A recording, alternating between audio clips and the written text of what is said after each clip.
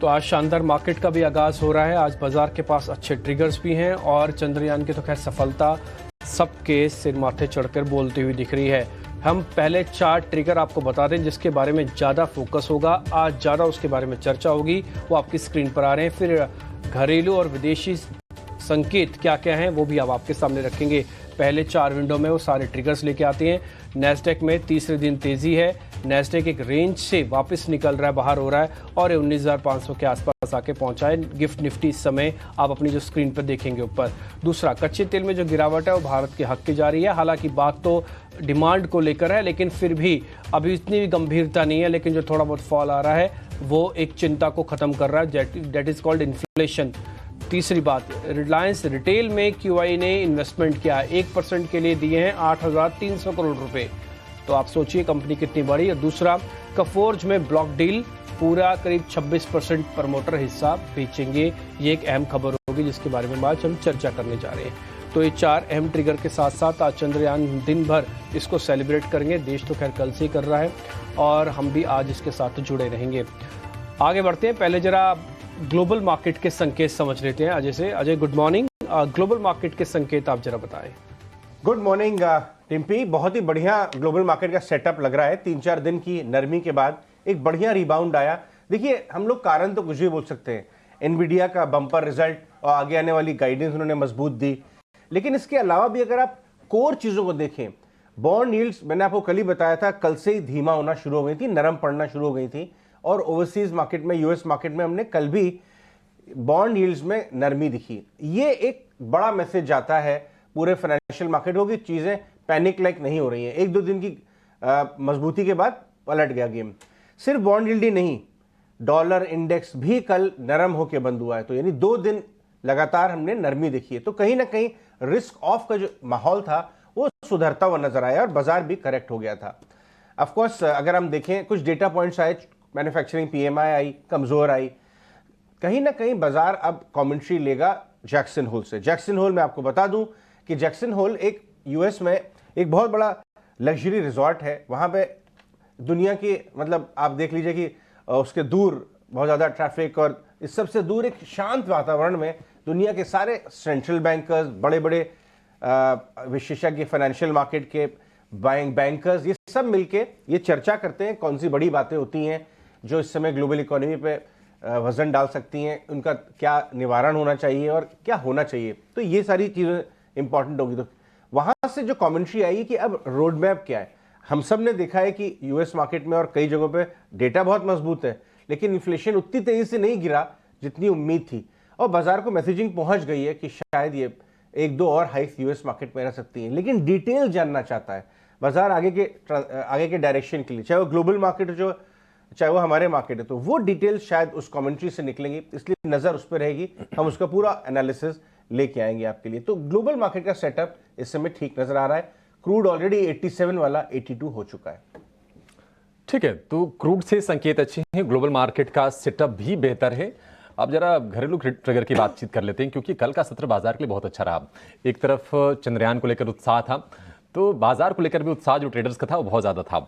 कर हमने 19,500 के आसपास तक के स्तर देखे जी। बैंक निफ्टी जिसको लेकर थोड़ी थोड़ी सुस्ती थी, लेकिन संकेत मिल रहे थे 2-3 दिन पहले से, और कल वो संकेत बिल्कुल मुहर लगे 500 के ऊपर निफ्टी बैंक और आईसीआईसीआई बैंक। एक्चुअली कल का स्टार बैंक ही है। देखिए, बात आपने एकदम सही कही, कल का स्टार बैंक्स है, क्योंकि 6-7 दिन पकड़ लीजिए, आप 10 दिन पकड़ लीजिए, लैकलस्टर बैंक था। बैंक पूरे बाजार को खींच के आता था।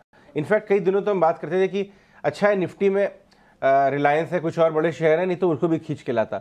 लेकिन कल हमने देखा करीब 43,700-800 का जोन था जो बार बार सपोर्ट जहां पे ले रहा है। थोड़ा लंबा चार्ट दिखाइए, 1 महीने का या 2 महीने का, तो आपको मालूम चलेगा मैं क्या कहना चाहता हूँ। निफ्टी बैंक में कल एक बढ़िया रिवर्सल शॉर्ट कवरिंग दिखी है। हमेशा 43,700-800 में जाके अटकता था और डराता था बाजार को कि कहीं नीचे आना चले जाए।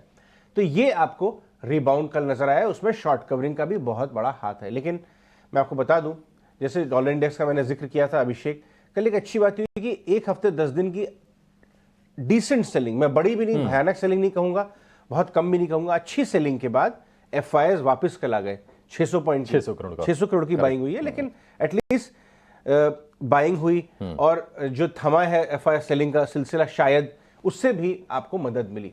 निफ्टी की बात करें, निफ्टी वापस, मैं आपको बताऊं एक बहुत इंटरेस्टिंग बात, मैं डेटा देख रहा था अभिषेक, पिछले 3 महीने में 19,200 के पास निफ्टी 6 बार गया है और वहां से सपोर्ट लेके रिबाउंड करता है। तो पुख्ता हो गया कि मतलब ठीक है, पुख्ता हो रहा है। 1-1.5% का मामला है, ज्यादा टेंशन लेना नहीं है। 19,200 तोड़ नहीं रहती आसानी से। और टेक्निकल की भाषा में शायद डिम्पी और ज्यादा बताएंगे, हमारे पैनलिस्ट से भी डिस्कस करेंगे कि एक जगह पे बार बार सपोर्ट लेके जब रिबाउंड करता है तो वो बेस और अच्छा हो जाता है।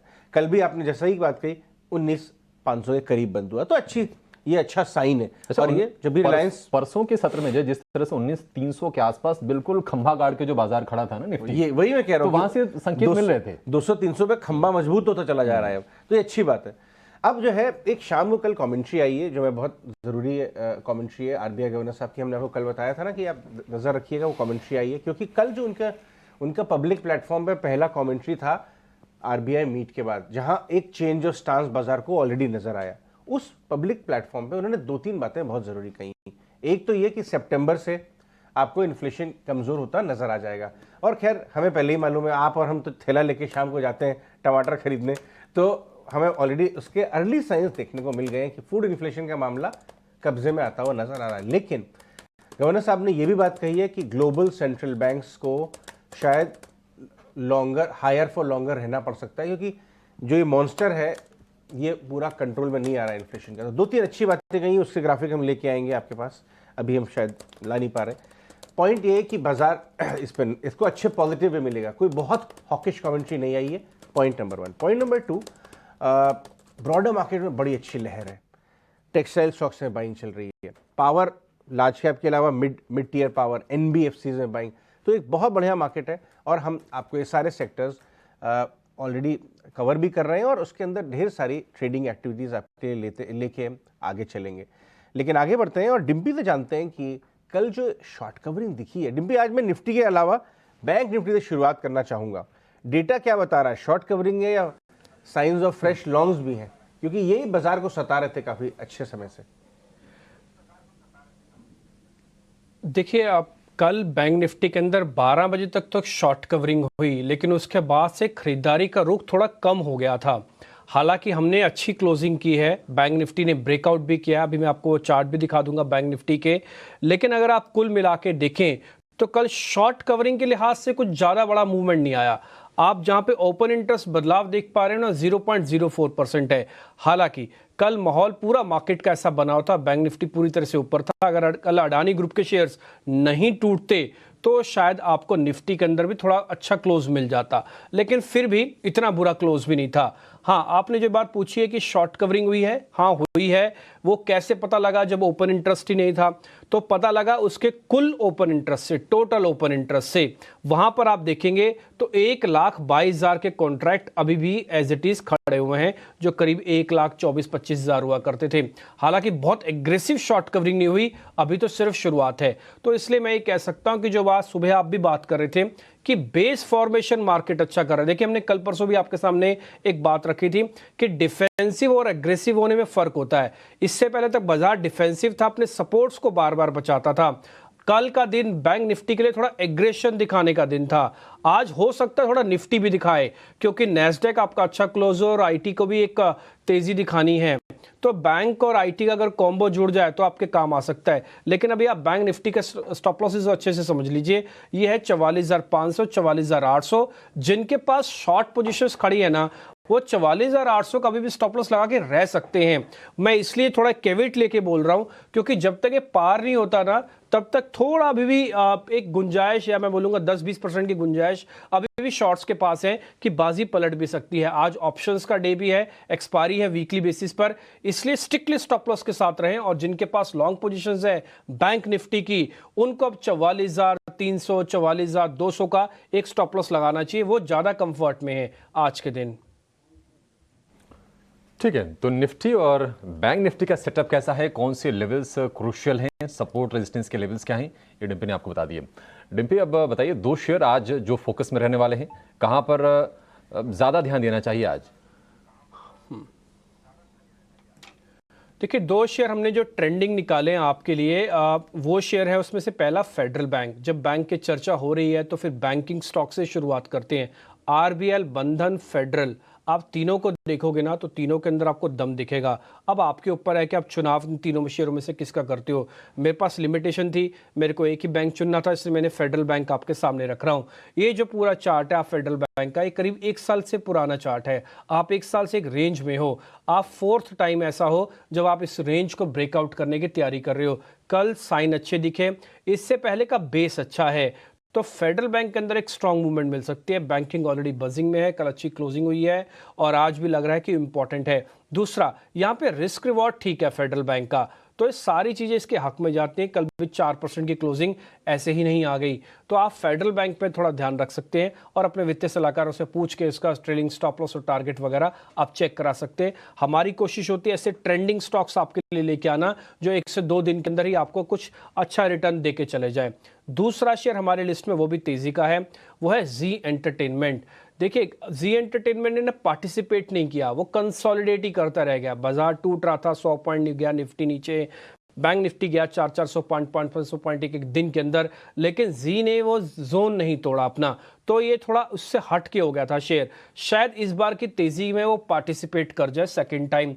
तो बाय जोन है जिस जगह पर अब आप खड़े हैं जी के अंदर, ये 270 से 75 वाला एरिया बाय जोन है। 75-80 वाली रेंज पार करेगा, बहुत जोर से चलेगा और जल्दी ही 300 भी आ जाएगा। हो सकता है पीछे कोई खबर भी आ जाए, क्योंकि न्यूज़ के साथ थोड़ा ज़्यादा चलता है। तो इसका रिस्क रिवॉर्ड ठीक है, यहाँ पर पोजीशनिंग लेना थोड़ा ठीक है, क्योंकि बाय जोन है। कोई मेजर फॉल वगैरह इसके अंदर नहीं आया मार्केट के साथ साथ, और एक ब्रेकआउट ड्यू है इसके अंदर, तो इसलिए पोजीशन बना के रखिए। आज नहीं तो कल इसके अंदर एक स्ट्रांग मोमेंटम मिलने के चांसेस हैं। तो जी और फेडरल बैंक दोनों शेयर लॉन्ग के हैं। 175 रुपये जब पिछले क्वार्टर बहुत ही बकवास रिजल्ट आया था इसका, तो हमने यहाँ 18 स्वदेश पे आपको बहुत खास तौर पे बताया था कि 170-80 एक बाय जोन बन सकता है अगर आप रिजल्ट के बियॉन्ड देखें। अब जी एंटरटेनमेंट एक रिजल्ट प्ले नहीं है, अब ये रीरेटिंग प्ले है, मर्जर प्ले है, और जैसे जैसे इंक्रीमेंटल न्यूज़ फ्लो आती गई वहाँ रीरेटिंग, पहले राउंड की जो अर्ली रिस्क टेक का ट्रेडर है उसका पैसा तो बन गया 170 वाला 270। अब सेकेंड राउंड की तैयारी आप जारी रखिए, जो कि आपको टिम्पी बता रहे थे। लेकिन आगे बढ़ते हैं, अपने पैनलिस्ट को जोड़ते हैं। रत्नेश गोयल, जय पटेल, जतिन गिडिया, आप तीनों का स्वागत है। आप तीनों को भी ढेर सारी बधाइयाँ। हमने अपना एक पहचान बना दी है, अब चंदा मामा दूर के नहीं, चंदा मामा टूर के बन चुके हैं। तो अब ऐसे मून शॉट वाले आज स्टॉक्स लेके बताइएगा तीनों के तीनों। सबसे पहले शुरुआत करेंगे हम जतिन गिडिया से, क्योंकि वो सबसे बढ़िया मुस्कुराहट के साथ शो में जुने हैं, और बाकी पैनलिस्ट के बाद भी जाएंगे। बताइए जतिन बाबू, निफ्टी का और बैंक निफ्टी का कल का जो एक्शन था, स्पेशली सेकेंड हाफ में, वो कितना मजबूत दिख रहा है आपको, क्या लेवल्स दिखते हैं? देखिए, गुड मॉर्निंग एवरीबॉडी, एंड मैं सभी भारतवासियों को चंद्रयान 2 की सक्सेस के लिए शेर खान की तरफ से हार्दिक बधाइयाँ। देखिए, अगर जो निफ्टी की मैं बात करूं तो हमें लगता है कि निफ्टी में हमें पिछले 4 वीक से एक सेलिंग का दौर देखने मिला है, या सेलिंग प्रेशर देखने मिला है। कहीं ना कहीं नीचे 19,200 का सपोर्ट लेके एक पुल बैक रैली ड्यू है in the case of Nifty. Oversold है डेली चार्ट्स के ऊपर, और कल के ट्रेडिंग सेशन में हमने देखा है कि 19,400 के ऊपर क्लोजिंग देके, और अपने एक फॉलिंग रेजिस्टेंस ट्रेंड लाइन के ऊपर भी इसने क्लोजिंग दे दिया है। तो हमें लगता है कि कहीं ना कहीं ये जो पुल बैक है वो कंटिन्यू रहना चाहिए। ऊपर में हमें लगता है कि इनिशियली 19,530 जहाँ पे 20-डे मूविंग एवरेज है, वहाँ तक एक पोटेंशियली अपसाइड पॉसिबल है, और वहाँ से फिर हमें एक रीअसेस करना पड़ेगा। तो अगर जो ट्रेड की मैं बात करूँ तो निफ्टी में हमें लॉन्ग करके ही चलना चाहिए। नीचे में हमें स्टॉप लॉस लगाना होगा 19,375 का। अगर जो बैंक निफ्टी की मैं बात करूँ तो बैंक निफ्टी एक स्टार परफॉर्मर था येस्टरडे ट्रेडिंग सेशन में। हमें लगता है कि और भी ये अपसाइड जो पुल बैक है वो कंटिन्यू रह सकता है। ऊपर में हमें लगता है कि 44,800 तक का ये पोटेंशियल अपसाइड लगता है। तो दोनों ही निफ्टी बैंक निफ्टी में हमें लगता है कि जो पॉजिटिव मोमेंटम है वो आज भी कंटिन्यू रहना चाहिए। ठीक है, बाजार पर रिव्यू, लेकिन चलिए फटाफट ये जान लेते हैं कि आज आपको बाजार में ट्रेड क्या करना है, क्योंकि निश्चित तौर पर संकेत आज ठीक ठाक हैं। रत्नेश, शुरुआत आपसे करना चाहेंगे। बताइए क्या है आपके ट्रेंडिंग पिक्स आज के लिए? गुड मॉर्निंग एवरीवन, सभी दर्शकों को नमस्कार। डेफिनेटली उसके पहले सबसे पहले तो डेफिनेटली इसरो की पूरी टीम को, आप सभी को, वो पूरे देशवासियों को ईटी नाउ स्वदेश की तरफ से और आपके चैनल के माध्यम से चंद्रयान-3 की सफलता की बहुत-बहुत शुभकामनाएं। और कल का दिन वाकई बहुत ज्यादा ऐतिहासिक रहा हम सबके लिए, पूरे देशवासियों के लिए। तो उससे मार्केट का शुरू करने से पहले एक दो लाइन में जरूर बोलना चाहूंगा कि बाजार में गिरावट आएगी जाएगी, बाजार में गिरावट आएगी जाएगी, एफआईज पैसा निकालेगी लगाएगी, पर इंडिया की ग्रोथ स्टोरी थी, रही है और रहेगी। तो इसलिए इस स्टोरी को मिस नहीं करना चाहिए और बाजार में बिल्कुल बने रहना चाहिए। तो अब बात करते हैं खैर बाजार की। तो बाजार में आप देखेंगे तो डेफिनेटली सबसे स्ट्रॉन्ग जो दिख रहा है, बैंक निफ्टी का चार्ट दिख रहा है, एक अच्छा राउंडिंग बटन फॉर्मेशन यहाँ पे बनता हुआ दिख रहा है एक कंसोलिडेशन के बाद में। और मुझे ऐसा लगता है कि 50 दिन मूविंग एवरेज बहुत जल्दी निकालने वाला है। और ऑप्शन चेन डेटा भी आप देखेंगे तो कल के सत्र में काफी ज्यादा पुट राइटिंग एक्टिविटी खड़ी हुई, कॉल राइटर ने अपनी पोजीशन स्क्रब कर ली। तो मुझे ऐसा लगता है कि आज बाजार भी चांद पे जाने के लिए पूरी तरह से तैयार है। तो बाजार में एक अच्छी तेजी आज के सत्र में हमको देखने को मिल सकती है। और स्टॉक्स की अगर बात करें तो सबसे पहले मेरी तरफ से एक्सिस बैंक रहेगा। एक्सिस बैंक में काफी अच्छा है कि इसमें राउंडिंग फॉर्मेशन बनते हुए दिख रहा है कंसोलिडेशन के बाद में। तो मुझे ऐसा लगता है कि 969 का स्टॉप लॉस लगाना चाहिए और 1005 तक के टारगेट यहाँ पे देखने को मिल सकते हैं। दूसरा नेल्को रहेगा। नेल्को में ब्लैक पैटर्न का बनते हुए दिख रहा है, 835 रुपए का स्टॉप लॉस लगाना चाहिए, 880 रुपए तक के टारगेट यहाँ पे आते हुए दिख सकते हैं। ठीक है, एक्सिस बैंक हो गया और नेल्को हो गया सर आपकी लिस्ट में। और आपको भी चंद्रयान के सक्सेसफुल मिशन की बहुत बधाई। जय आपके पास लौट आते हैं आपके पास। गुड मॉर्निंग, आपको भी बहुत बधाइयाँ। आप बताइए आपके शेयर कौन से हैं सर? तो good morning everyone and congratulations to all of us. India ने अच्छा चंद्रयान का मिशन सक्सेसफुली कंप्लीट किया एंड वर्ल्ड में एक अच्छा खासा पोजीशन हमारा स्थापित किया। और दूसरी बात एक बताना चाहता हूँ कि अभी 1-2 साल में मुझे लग रहा है निफ्टी डिफेंस एंड एरोस्पेस का इंडेक्स भी आ सकता है, बिकॉज अच्छा खासा डिफेंस कंपनीज अभी और बाजार में आएगी। अभी रॉकेट लॉन्च कंपनीज बहुत सारी जो छोटी छोटी है वो शायद से अभी लिस्ट हो सकती है। अच्छा खासा उनका रिटर्न अभी देख सकेंगे, इंटरेस्ट देख सकेंगे इन्वेस्टर की तरफ से। तो मुझे लगता है एक नया इंडेक्स आ सकता है इन फ्यूचर हमारे निफ्टी में। सो जो स्टॉक्स की बात हम करें तो पहला डिम्पी जी फेडरल बैंक के साथ मैं जाना चाहूंगा। जैसे आपने बताया स्टॉक में एक अच्छा ब्रेकआउट आया, पिछले साल से कंसोलिडेशन जो था उसके ऊपर ब्रेकआउट दिखा। वीकली और डेली चार्ट पर अच्छा खासा हम उसके लेवल पर देख सकेंगे कि कल के दिन में जो पिछले 4 बार जो रेजिस्टेंस फेस हो रहा था उसके ऊपर ब्रेकआउट आया। एवरी मूविंग एवरेज के ऊपर चल रहा है अभी 50 डे, 100 डे और 21 डे। सो बेसिकली मुझे लग रहा है फेडरल बैंक में जो कल एक ब्रेकआउट आया वो सस्टेनेबल था, विद वॉल्यूम था। और ये ब्रेकआउट मुझे अराउंड पहला टारगेट 147 का होगा, उसके साथ ले जा सकता है। और 147 अचीव होने के बाद मुझे लग रहा है 153 के टारगेट्स हम फेडरल बैंक पर देख सकेंगे। सो ये टारगेट्स के लिए स्टॉप लॉस हम रखेंगे अराउंड 134 का। सो फेडरल बैंक में एक ब्रेकआउट है, बैंक निफ्टी अच्छा चल रहा है, पीएसयू बैंक अच्छे चल रहे हैं। तो मुझे लग रहा है फेडरल बैंक का टारगेट 153 का जल्दी अचीव हो सकता है। और दूसरा जो स्टॉक था वो था पेटीएम। सो पेटीएम पर हम वीकली चार्ट पर देखें तो काफी एक अच्छा ब्रेकआउट आया है ये स्टॉक पर। 100 डे मूविंग एवरेज के वहां से सपोर्ट लेके ब्रेकआउट वहां पर आया है। इवन बर्नस्टेन ने भी कल ब्रोकरेज रिपोर्ट निकाला जो अभी आपके चैनल पर फ्लैश हो रहा था। वहां पर उन्होंने 1100 का जो टारगेट लगाया था वो अराउंड 200 दिन की एक्सपोनेंशियल मूविंग एवरेज के वहां पर एग्जैक्टली प्लेस्ड है। सो हमारा टारगेट अभी पहले छोटा रहेगा, अराउंड 970 का रहेगा पहला टारगेट। वो अचीव होने के बाद हम 1100 पर देख सकेंगे पेटीएम को आते। तो पहला टारगेट 970 का रहेगा और स्टॉप लॉस हम 872 का लेके रख सकते हैं पेटीएम पर। ठीक है, पेटीएम हमने लगातार अच्छी तेजी देखी है, 900 रुपये के ऊपर अब ये शेयर जाकर कारोबार कर रहा है। और बर्नस्टीन की बहुत अच्छी रिपोर्ट जिसका कि मेंशन भी कर रहे हैं, इसलिए आप पेटीएम फोकस में रहेगा। 970 के टारगेट, 872 के स्टॉप लॉस। और दूसरा फेडरल बैंक, आपने देखा था कि छोटी साइज के जो बैंक से कल बहुत अच्छी मूव्स थी, हालांकि क्रॉस द कहेंगे पूरे सेक्टर में ही थी ये, लेकिन फेडरल बैंक के लिए 153 का टारगेट और 134 का स्टॉप लॉस। एक और एक्सपर्ट किरण जानी को साथ में जोड़ लेते हैं। किरण, बहुत शुक्रिया, बधाई भी आपको।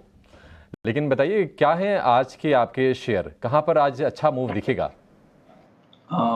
Very good morning everyone. So आप सभी को भी बधाई, जितने भी हमारे दर्शक हैं उन सबको भी चंद्रयान की सफल लैंडिंग के ऊपर सबको बधाई। इसरो के साइंटिस्ट ने एक बार फिर से साबित कर दिया कि अगर हम फेल होते हैं तो वही एक सफल होने की चाबी है। जो लास्ट टाइम हमने फेल मिशन हुआ था, अब एक बार वापस हमने सक्सेसफुल कर दिया है। So again big congratulation to them.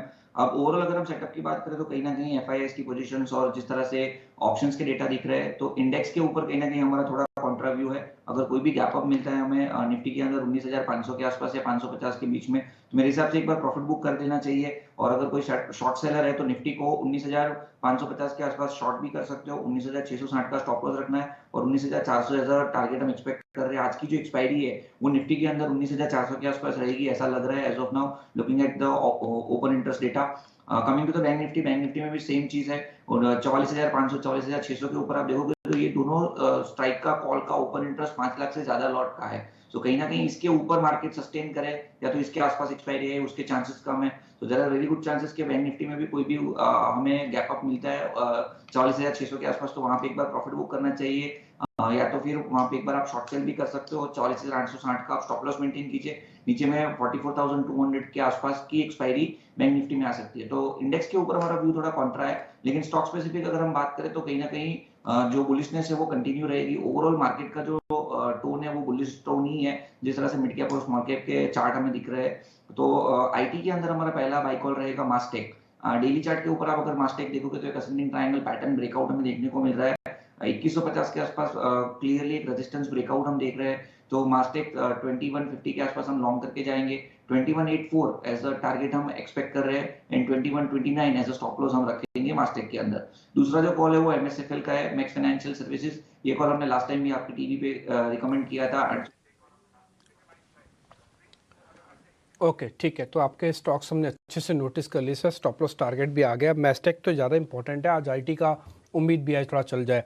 लेकिन एक और खबर भी है जो रिलायंस से जुड़ी हुई है। आपको पता है कि जियो फाइनेंशियल की लिस्टिंग के बाद 3 दिन सर्किट लगा, अब रिटेल की बारी है। रिटेल में 1% हिस्सा खरीदा गया है 8,300 करोड़ रुपए का कतर इन्वेस्टमेंट ने। अजय, ये तो कुछ ज़्यादा नहीं है 8,300 करोड़ 1% का? देखिए काफ़ी इंटरेस्टिंग डील है ये, कल शाम को आई थी। और अब समझने वाली बात यह है कि जियो फाइनेंशियल की तो वैल्यू अनलॉकिंग हो गई, एक आध दिन और सर्किट लगेगा उसके बाद शायद सेटल होगा, लेकिन अभी बाजार वैल्यू अनलॉकिंग की उम्मीद जताएगा रिटेल के कारोबार से।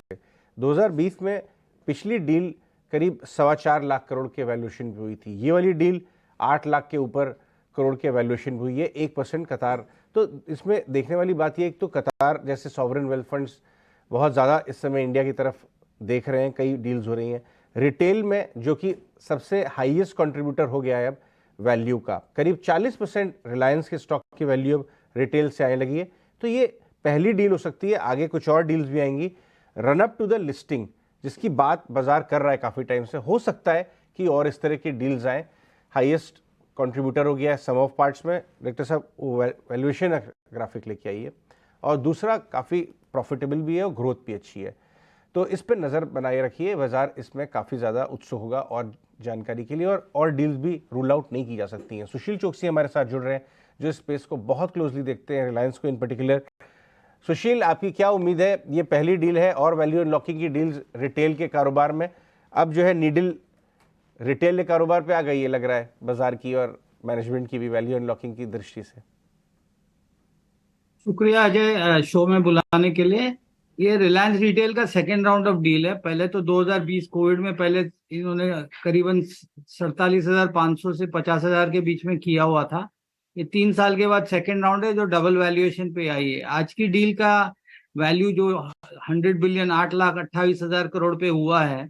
आप सेल्स की मात्रा में देखेंगे तो करंट सेल्स रन रेट जो अगले 1 साल का प्रोजेक्टेड है उसके बेसिस पे करीबन 27 टाइम सेल्स है, और EV टू EBITDA देखेंगे तो 30 से 32 टाइम्स आता है। तो जो बड़े बड़े ब्रोकरेज हाउस के रिकमेंडेशन और वैल्यूएशन सम ऑफ पार्ट्स के हिसाब से आ रहे थे, उसकी जो मूल्यांकन आ रही थी उसके लाइन में आई है। तो अच्छा है कि किसी ने $1 बिलियन का इन्वेस्ट करके 0.99 स्टेक ले लिया है। तो एक फर्म एस्टेब्लिश वैल्यू हो गई कि मार्केट में बड़े जो निवेश और सॉवरेन फंड्स पैसा डाल रहे हैं वो ये भाव से डालने तो तैयार है। तो अभी ये डील के बाद कोई और आता है, 1-2 और इन्वेस्टमेंट AGM में अनाउंसमेंट होती है कि नहीं वो पब्लिक देखना चाहेगी। लेकिन एक जरूर है कि अभी जब भी डीमर्जर होगा, ये AGM में नहीं होगा तो अगले साल होगा या 6 महीने में होगा, जब भी आना चाहे तो अभी एक एस्टेब्लिश वैल्यू हो जाएगा कि करंट एस्टैब्लिश जो नंबर ऑफ स्टोर्स है, सेल्स है, ईवी टू इबिटा है, उसका मूल्यांकन आज 1300 रुपया के आसपास का जो टोटल है वो एक एस्टैब्लिश हो गया 8,28,000 करोड़ पे। तो एक अच्छी बात है। और यही लेके अभी जियो टेलीकॉम के वर्टिकल में भी क्या करते हैं वो देखा जाएगा, क्योंकि जियो फाइनेंशियल तो हो चुका है और पेट्रोलियम और ऑयल टू केमिकल वाला डिवीजन तो स्टैंड अलोन कैश फ्लो अच्छा डाल ही रहा है। तो वो सब सम ऑफ पार्ट्स को ब्रेकअप करेंगे तो जो टाइम आज के दिन अनसर्टेन है with dollar strength, interest rate अभी भी कम होने की कोई उम्मीद नहीं है 2024 तक। कल की इवेंट सब देखना चाहेंगे जैक्सन होल की। तो ये सब मूल्यांकन देख के जब को किसी को 2-3 साल के लिए बड़े प्रॉक्सी में अभी मिड कैप का रन के बाद जो रखना है, तो रिलायंस एक सेफ निवेश करने की जगह हो जाएगी। और उसके वजह से आई थिंक ये डील महत्व की है कि ऊपर के आज के स्थिर मार्केट में एक फर्म एस्टैब्लिश हो गया कि रिलायंस को लार्ज कैप्स में अट्रैक्शन बढ़ाएगा। इससे शुक्रिया सुशील, ये पूरी एनालिसिस के लिए। आपको रिलायंस के रिटेल में जो सेकंड डील हुई है, जो डबल द वैल्यूएशन पे हुई है, उसका क्या मतलब आपको बनाना चाहिए पोर्टफोलियो के हिसाब से भी। बहुत बहुत शुक्रिया हमसे बात करनी। एक क्विक चार्ट चेक भी बनता है। जय, जरा इसके चार्ट को देख के बताइए। 2500 के ऊपर क्लोजिंग हुई है कल। बाजार को सॉफ्ट और हॉट एंड कोल्ड बिहेवियर रहा है इसका। दबाव में भी आया जब बुकिंग होने लगी आपके जियो फाइनेंशियल में, लेकिन 2500 छोड़ भी नहीं रहा है। क्या इस पे इन लेवल से बेट लिया सकती है फ्रेश बेट ले जा सकते हैं अपने पर। 2500 का स्टॉप लॉस रखना पड़ेगा, वहां पर अराउंड 34 डेमा का एवरेज लाइन है। ऑल्सो थोड़ा डीप देखे तो हम 2450 का बहुत स्ट्रॉन्ग सपोर्ट है, तो उसके नीचे जाना चांसेस नहीं है। जो वैल्यूएशन आज हमने देखा 8.5 लाख करोड़ जितना रिटेल का वैल्यूएशन आया, तो अपने आप में एक बहुत बड़ी उपलब्धि है रिलायंस के लिए। वैल्यूएशन ऊपर ले जा सकता है, 2800 तक के लेवल देख सकते हैं हम रिलायंस में, बिकॉज ये वैल्यूएशन ऑलमोस्ट डबल हो गया प्रीवियस डील से। सो इसका इम्पैक्ट दूसरी भी वर्टिकल्स पर पड़ सकता है। तो टेक्निकली भी मुझे चार्ट में एक स्ट्रॉन्ग सपोर्ट के वहां पर अभी स्टॉक दिख रहा है। ऊपर के लेवल्स पर अपने यहाँ ले जा सकता है। अराउंड 21 डेमा के ऊपर आज के दिन में हम देख सकते हैं उसका ओपनिंग गैप अप ओपनिंग हो सकता है। और फिर जैसे ही गैप अप ओपनिंग सस्टेन रहता है तो अराउंड 2600 के लेवल्स हम आज के दिन में आते हुए देख सकेंगे। और ये लेवल्स काफी सस्टेनेबल मुझे लग रहे हैं बेस्ड ऑन करंट वैल्यूएशन जो रिलायंस ने अभी डिस्कवर किया। ठीक है, रिलायंस पर ये रत्नेश का जय का व्यू। लेकिन अजय अद्भुत है। आप देखिए एचयूएल का जो मार्केट कैप है 6 लाख करोड़ का है, आईटीसी का 5.5 लाख करोड़ के आसपास का है। यानी कि इसको बाजार जो वैल्यू असाइन कर रहा है वो इनसे कहीं ज्यादा कर रहा है। वेल कह तो रहे हैं आप, लेकिन इसमें ना ये थोड़ी यूनिक कंपनी भी है। अगर आप देखिए एचयूएल के पास अपने ग्रुप कंपनी में कोई टेक्नोलॉजी रिलेटेड वो नहीं है जो ये कर सकते हैं रिटेल में। रिलायंस नेक्स्ट वाला उनके बाद, हाँ। दूसरा, रिलायंस रिटेल में सिर्फ एफएमसीजी रिटेलिंग नहीं है, उसमें इलेक्ट्रॉनिक्स भी है, उसमें ज्वेलरी भी है, उसमें भी डाइवर्सिफाइड है, बहुत ज्यादा अच्छा डाइवर्सिफाइड है। मतलब वहां भी चाहे तो आगे उसको लिस्ट कराएंगे, फिर उसमें डीमर्जर अपॉर्चुनिटी है आगे चल के। रिलायंस का मतलब होता है value creation. Amazing amazing. 8.25 lakh crore के वैल्यूएशन पर ये निवेश आया है, वो भी 1% इक्विटी का। 8,000 करोड़ रुपए ज्यादा पैसे लगाए हैं कतर इन्वेस्टमेंट अथॉरिटी ने। ठीक है, तो रिलायंस आज फोकस में निश्चित तौर पर ये शेयर रहने वाला है। रिलायंस के साथ साथ जियो फाइनेंशियल भी रहेगा। 3 दिन से इसमें हम सर्किट लगते हुए देख रहे हैं, लेकिन क्या चौथे दिन ये ट्रेंड जारी रहेगा या फिर थोड़ी सी ये कमजोरी का जो सिलसिला चल रहा है वो थमेगा? इस पर भी अपने एक्सपर्ट से हम व्यू लेंगे, लेकिन उसके पहले जान लेते हैं कि आज खबरों वाले शेयर कौन से हैं। शरद हमारे साथ हैं। शरद बताइए। जी बिल्कुल, सबसे पहले जो है कोफोज फोकस में रहेगा। आज ब्लॉक डील आ सकता है जहां पे बेरिंग्स पी जो है अपनी पूरी कंप्लीट एग्जिट कर सकते हैं। ऑलमोस्ट 26.6% स्टेक की जो है बिकवाली रहेगी, और हालांकि जो प्राइस है वो ऑलमोस्ट 7% डिस्काउंट पे, यानी कि 7,400 करोड़ का रफली जो है शेयर्स एक्सचेंज कर सकते हैं हैंड्स। और नुवामा का एक्सपेक्टेशन है कि इन्फ्लोज आ सकती हैं इस एडजस्टमेंट के कारण, रफली $29 मिलियन को लेके। दूसरा स्टॉक जो फोकस में रहेगा वो रहेगा क्वेस्ट कॉर्प। यहाँ पे उनकी मैनेजमेंट मीट हुई थी और यहाँ पे कंपनी ने 2 अहम बात कही है। एक पहला कहा है कि जो पीयर्स है उनको वो आउटपेस कर रहे हैं जनरल स्टाफिंग सॉल्यूशंस के जो कैटेगरी है उसमें, और जो फाउंडेड है, जो पहले उसे monster.com कहते थे, वो जो है इतने सालों बाद पहली बार ब्रेक इवन होने वाला है 4th क्वार्टर FY24 में।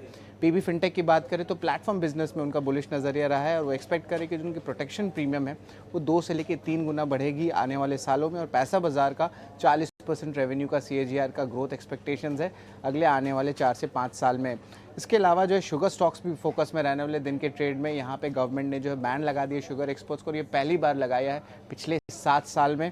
और PI इंडस्ट्रीज़ में एक इंपॉर्टेंट डेवलपमेंट हो रही है जहाँ पे ऑलमोस्ट 19 पीपल जो है हॉस्पिटलाइज हो गए हैं, जहाँ पे एक रिपोर्ट्स आ रही है कि एक लीकेज हुई है उनकी ब्रोमाइन प्लांट में गुजरात में। हालांकि कंपनी की तरफ से जो है अभी तक कोई क्लियर क्लैरिफिकेशन नहीं आया है, तो इसको स्टॉक को ज़रूर फोकस में रखिएगा। कल ट्रेड में अतुल ऑटो टॉप गेनर था निफ्टी 500 इंडेक्स में, और यहाँ पे एक सस्टेन बाइंग देखने मिली है। सोसाइटी जनरल जो एक फ्रांस की FI है, उन्होंने लगभग 1.5 लाख शेयर्स की जो है ओवरऑल एक्विजिशन की है। वास्कन इंजीनियर स्मॉल कैप कंपनी है, हालांकि 606 करोड़ का जो है बड़ा ऑर्डर आया है उनको बिहार मेडिकल सर्विसेज से। ठीक है शरद, ये US FDA को EIR रिपोर्ट मिला जहां पे एक भी ऑब्जर्वेशन जो है उनके गुजरात के दहेज प्लांट में नहीं देखने मिले हैं। TVS मोटर भी आज फोकस में रहेगा। इंपॉर्टेंट अनाउंसमेंट है, वो अपनी जो प्रीमियम इलेक्ट्रिक क्रॉसओवर व्हीकल है TVS X, उसकी आज एक लॉन्च होने वाली है। और आखिर में JP मॉर्गन ने जो है हाईलाइट किया एशियन पेंट्स की मैनेजमेंट मीट में, और उन्होंने कहा है कि अच्छी कॉन्फिडेंस देखने मिल सकती है और डबल डिजिट ग्रोथ ओवरऑल देखने मिल सकता है मीडियम टर्म में। और इम्पॉर्टेंट कमेंट्री ये भी आया मैनेजमेंट से, वो कह रहे हैं कि उनको वरी जो है, उनको कोई अनड्यू वरी नहीं देखने मिल रही है ग्रासिम की एंट्री पेंट बिजनेस में आके। तो इन स्टॉक्स को ज़रूर अपने रडार में रखिएगा आज। ठीक है शरद, बहुत शुक्रिया। असल में क्या हुआ ना कि चंद्रयान के कल अच्छे से लैंडिंग होने की एक्साइटमेंट अभी तक नहीं जा रही है, तो कई बार क्या थोड़ा आगे पीछे हो पा रहे हैं हम, कोई बात नहीं, लेकिन ये एक्साइटमेंट बनी रहनी चाहिए। यही तो देश का मिजाज है, यही तो इस तरक्की की खुशी है कि वो 2-4 घंटे की नहीं है बल्कि कई दिनों तक उसका सरूर छाया रहे आपके मन में। बहुत शुक्रिया शरद ये जानकारी देने के लिए। अब जरा विमाक्षी को अपने साथ जोड़ते हैं, ब्रोकिंग हाउसेस की रिपोर्ट उनसे पता कर लेते हैं। विमाक्षी बताएं आप।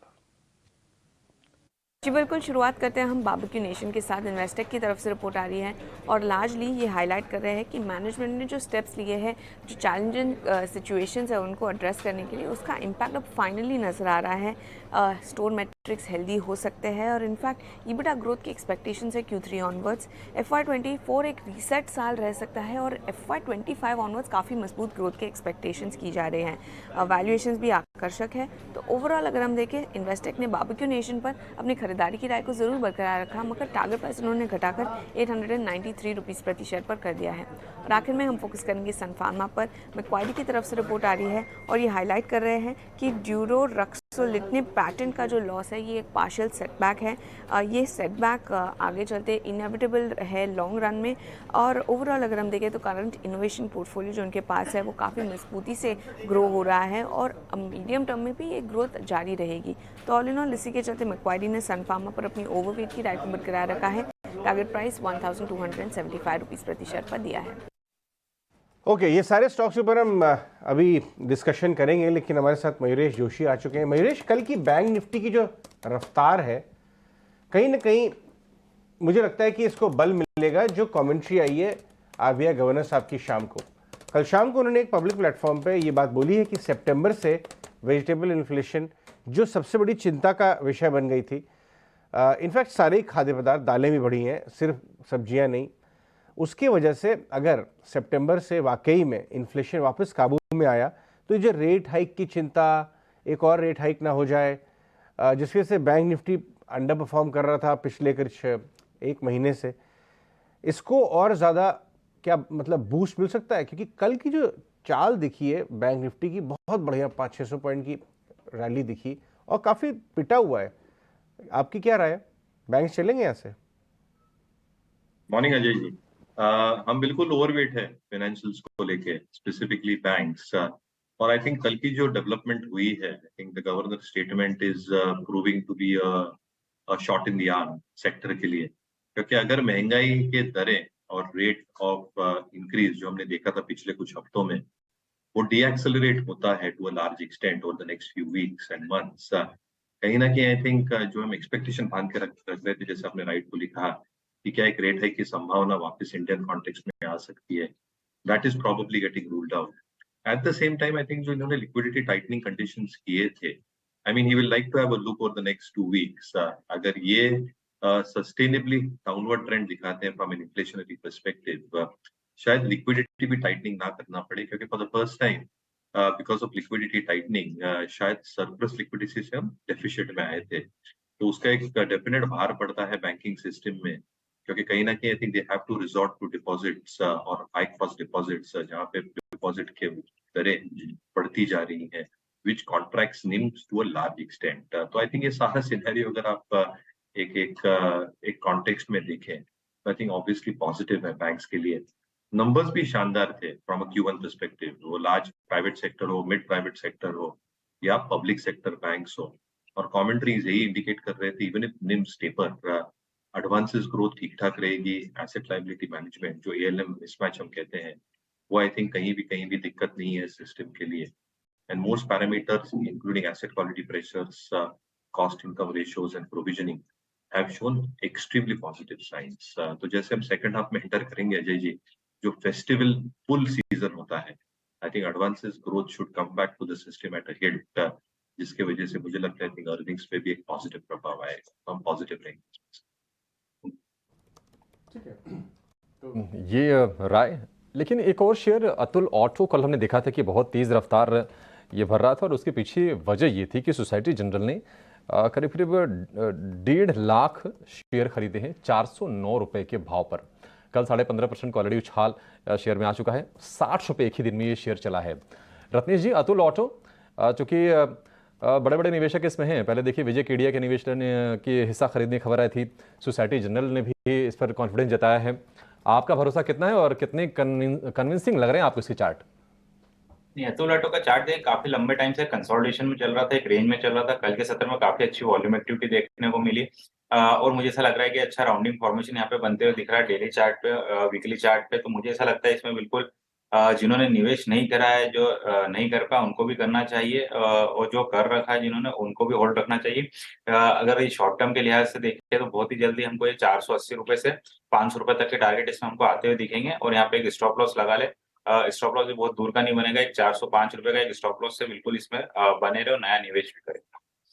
ठीक है, नया निवेश की भी इसमें गुंजाइश बनती है अतुल ऑटो में। लेकिन अतुल ऑटो के साथ साथ परसों के सत्र में एक शेयर चल रहा था और उस पर हमारी नज़र भी थी, कल कोई खास मूव नहीं थी, वैस्कॉन इंजीनियर्स। लेकिन इनको मिला है बिहार मेडिकल सर्विसेज से करीब करीब 605 करोड़ का ऑर्डर, और काफ़ी लंबे समय के बाद हम देख रहे हैं कि वैस्कॉन इंजीनियर्स ये थोड़ा फोकस में शेयर आ रहा है। 60 रुपये के आसपास का हालांकि भाव है, लेकिन थोड़ा सा हाई बीटा वाला स्टॉक है कि इसमें बड़े मूव्स हम देखते हैं, पिटाई भी अगर होती है तो बहुत तेज़ होती है। वैस्कॉन को लेकर जय, आपका क्या व्यू है? 60 रुपये के ऊपर निकलना कोई ट्रिगर है इसके लिए?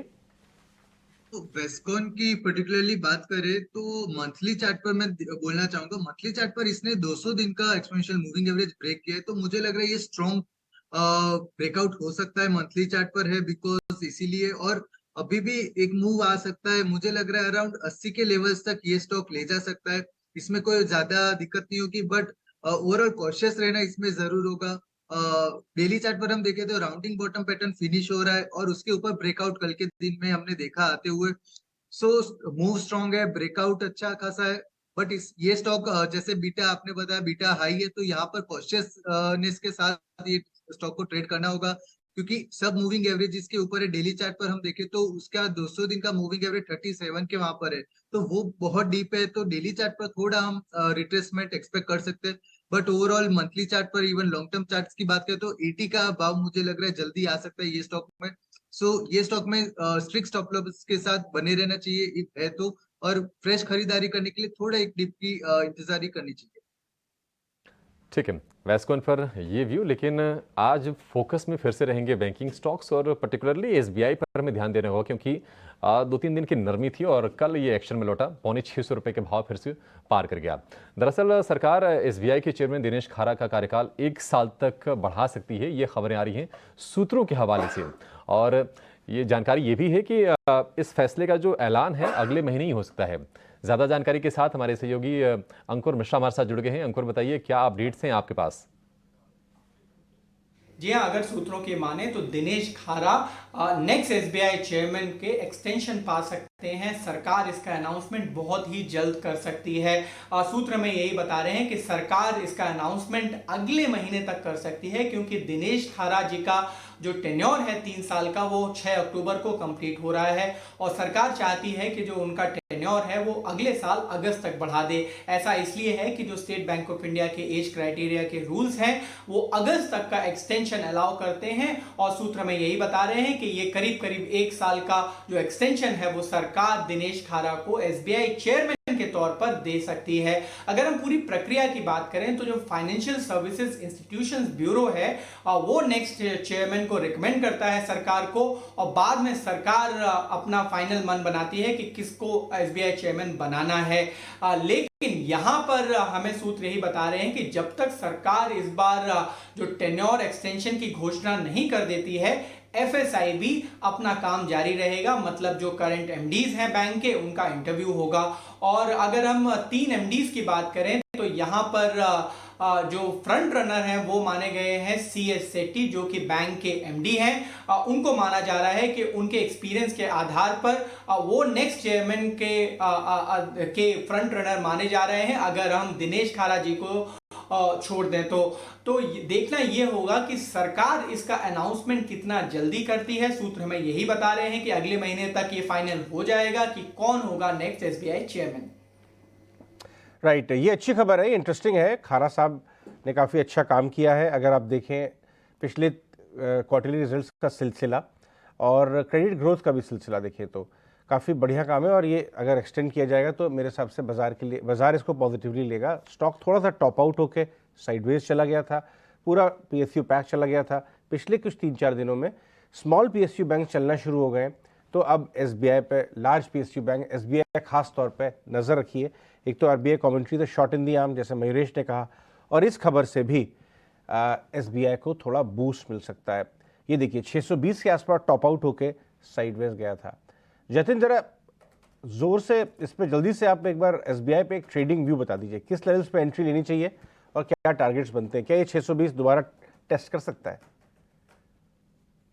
डेफिनेटली हमें लगता है कि जो फॉल हुआ था अराउंड 620 से लेके 558 टेक्निकली एक 5 वेव डिक्लाइनिंग स्ट्रक्चर कंप्लीट हो चुका है। और इनफैक्ट एज अ डिस्क्लोजर मैं कहना चाहता हूँ कि कल हमने अपने क्लाइंट्स को भी ये रेकमेंड किया हुआ है हमारे प्रोडक्ट्स में। तो एसबीआई में हमें एक पुल बैक लग रहा है। एक शार्प फॉल के बाद डेफिनेटली एक रिट्रेसमेंट ऑन दी कार्ड्स है। और एक कल के ट्रेडिंग सेशन में एक इम्पोर्टेंट जो ऑब्जर्वेशन था कि वो अपने 200 डे मूविंग एवरेज के ऊपर जाके क्लोज हुआ है। तो हमें लगता है कहीं ना कहीं पॉजिटिव मोमेंटम जारी रहेगा। हमें लगता है कि इनिशियली जो साइकोलॉजिकल लेवल है अराउंड 600 वहां तक डेफिनेटली जाने का पोटेंशियल रखता है। ओके, ठीक है। ये एसबीआई पे एक खबर के साथ उसका चार्ट चेक आपके सामने रखा। अब एक और सेगमेंट की बात करते हैं, वो है शुगर स्टॉक्स। इसको लेकर सरकार बैन लगा सकती है। इससे पहले चावल को लेकर 40% उन्होंने एक्सपोर्ट ड्यूटी लगा दी थी। सरकार इन्फ्लेशन पे कोई कोताही नहीं बरतना चाहती। हो सकता है शायद चुनाव हो या तो सरकार की अपनी तरह से कुछ मजबूरी भी हो सकती है। शुगर स्टॉक क्या पहले ही चल चुके हैं इस खबर आने से पहले ही? एक बार ये समझना ज़रूरी है। मयूरेश, आपकी रिकमेंडेशन, आप बलरामपुर चीनी, कोठारी शुगर, रेणुका, इन सबको अगर आप देखेंगे ना तो कई दिन से चल भी रहे थे। ये ऐसा तो नहीं है कि सेल ऑन न्यूज़ हो जाएंगे, खबर अब आ रही है और शेयर अब टूट जाए वापस? Probably, Dimpy, very good morning to you. क्योंकि मार्केट्स को आई थिंक कुछ रूमर्स जरूर थे, ऐसा कुछ हो सकता है, तो ये पॉसिबिलिटी बिल्कुल बनती है। बट आई थिंक जो इंटरेस्टिंग स्ट्रक्चरल चेंज हो रहा है सारी शुगर कंपनीज के साथ, जो कई सालों पहले कंप्लीटली डिपेंडेंट शुगर पे थे, आज इनकी पूरी स्टोरी हो रही है अभी एथेनॉल को लेके। क्योंकि 2-3 चीजें यहाँ भी बहुत काफी इंटरेस्टिंग हो रही है। एक, I think obviously I think जो 300 बिलियन लीटर्स का ऑर्डर है वो कंप्लीटली फिल हुआ नहीं है, और कहीं ना कहीं I think a large part of the capacities that have come up, Balrampur के लिए हो, धामपुर के लिए हो, द्वारिकेश के लिए हो, रेणुका के लिए हो, towards ethanol blending is going to aid their revenue and margin profile, क्योंकि जो realizations रहते हैं 56 odd rupees के आसपास are far better than raw sugar realizations. दूसरा आप ये देखें कि जैसे स्टेट इलेक्शंस और जनरल इलेक्शंस पास आएंगी, कहीं ना कहीं वहां पे भी कैपिंग हो सकती है in terms of both state advice prices and fair and remunerated prices जो सेंट्रल गवर्नमेंट डिसाइड करती है।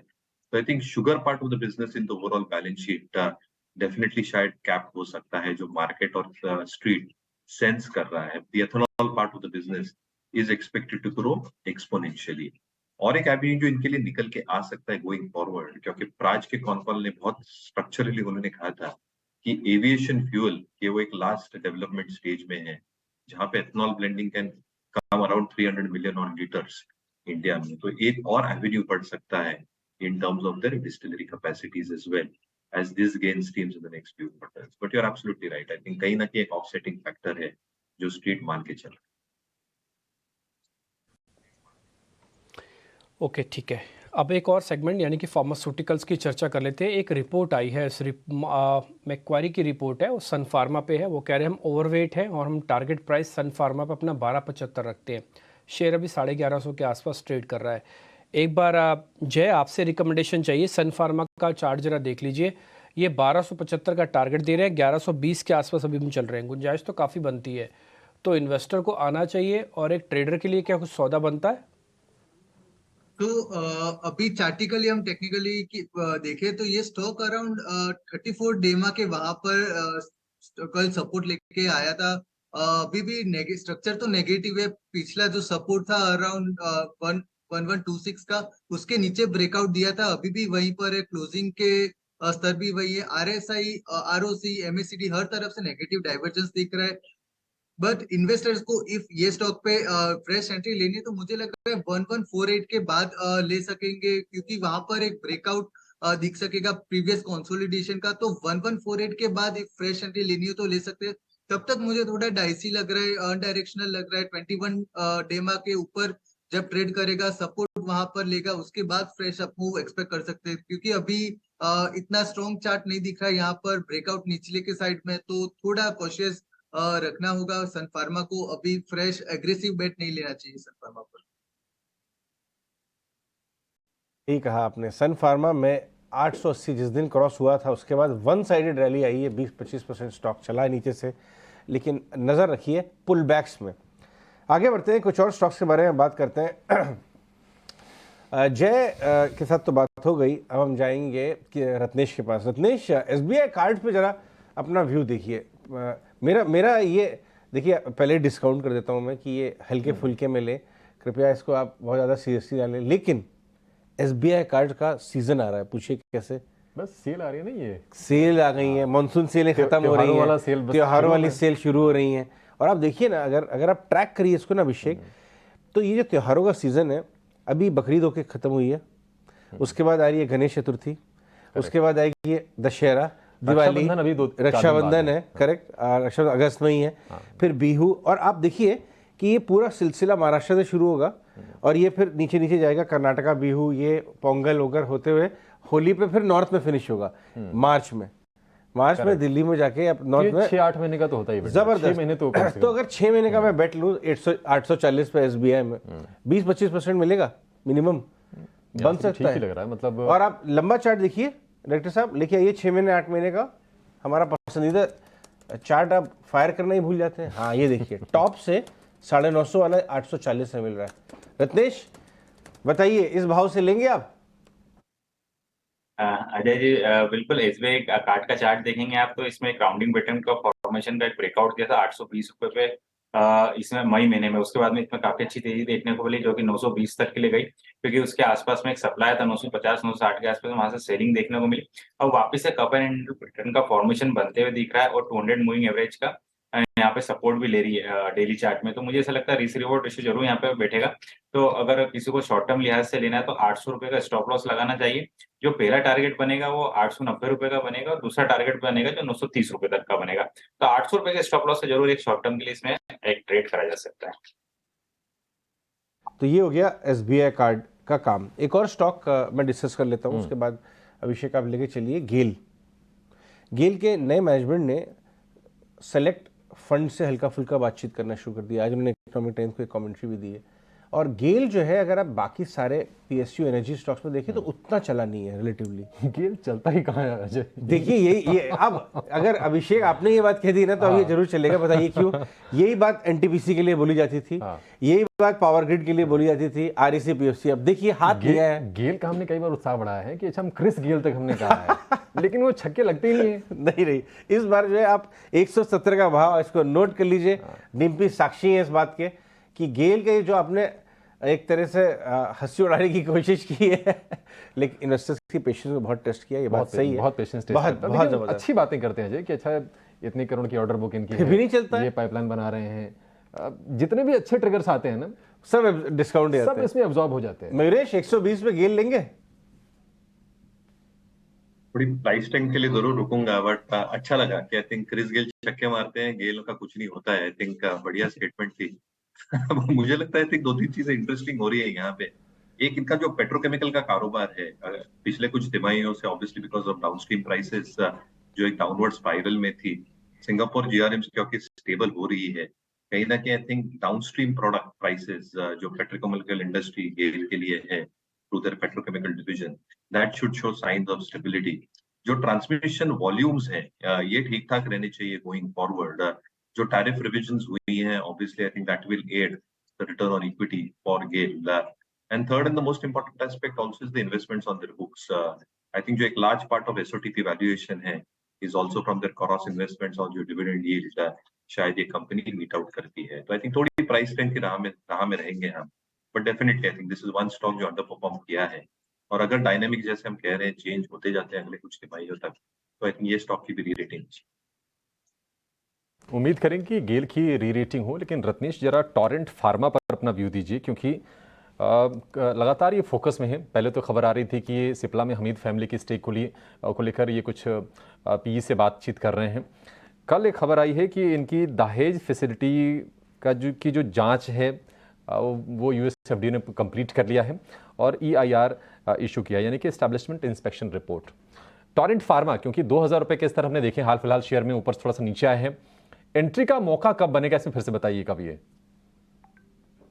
चार्ट काफी ज्यादा मुझे ऐसा लगता है कि थोड़ा सा स्ट्रेच चार्ट है, अपने एवरेज से काफी ज्यादा दूर चल रहा है। इनफैक्ट 200 मूविंग एवरेज से तो काफी ज्यादा दूर चल रहा है। शॉर्ट टर्म मूविंग एवरेज के भी थोड़ा सा नीचे कल के सत्र में आया है ये। तो मुझे ऐसा लगता है अभी थोड़ा सा नई एंट्री के लिए तो वेट करना चाहिए।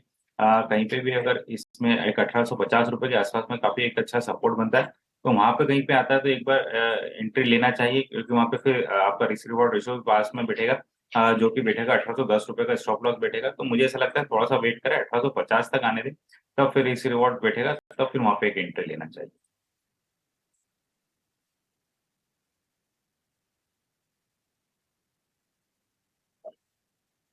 ठीक है, तो ये कुछ एक स्टॉक्स हैं। हालांकि गेल के बारे में अभी आप जिक्र भी कर रहे थे अजय, और मैं आपके साथ नहीं हूँ बल्कि मैं आपके पीछे हूँ इस चीज़ को लेकर, क्योंकि हमने एक दिन पहले आपको ये नोटिस भी करवाया था, गेल का एक चार्ट भी दिखाया था कि ये 7 बार रुका है, 7 बार। चंद्रयान तो 2 बार में ही हो गया, तीसरी बार में तुम सक्सेसफुली ऊपर आ गए, साउथ पोल पे भी आ गए। तो गेल भी ऐसा कमाल कर सकता है। 7 बार की अग्नि परीक्षा इसकी लगता है इस बार पूर्ण हो जाएगी और ये बहुत स्ट्रांग मोमेंटम में आएगा।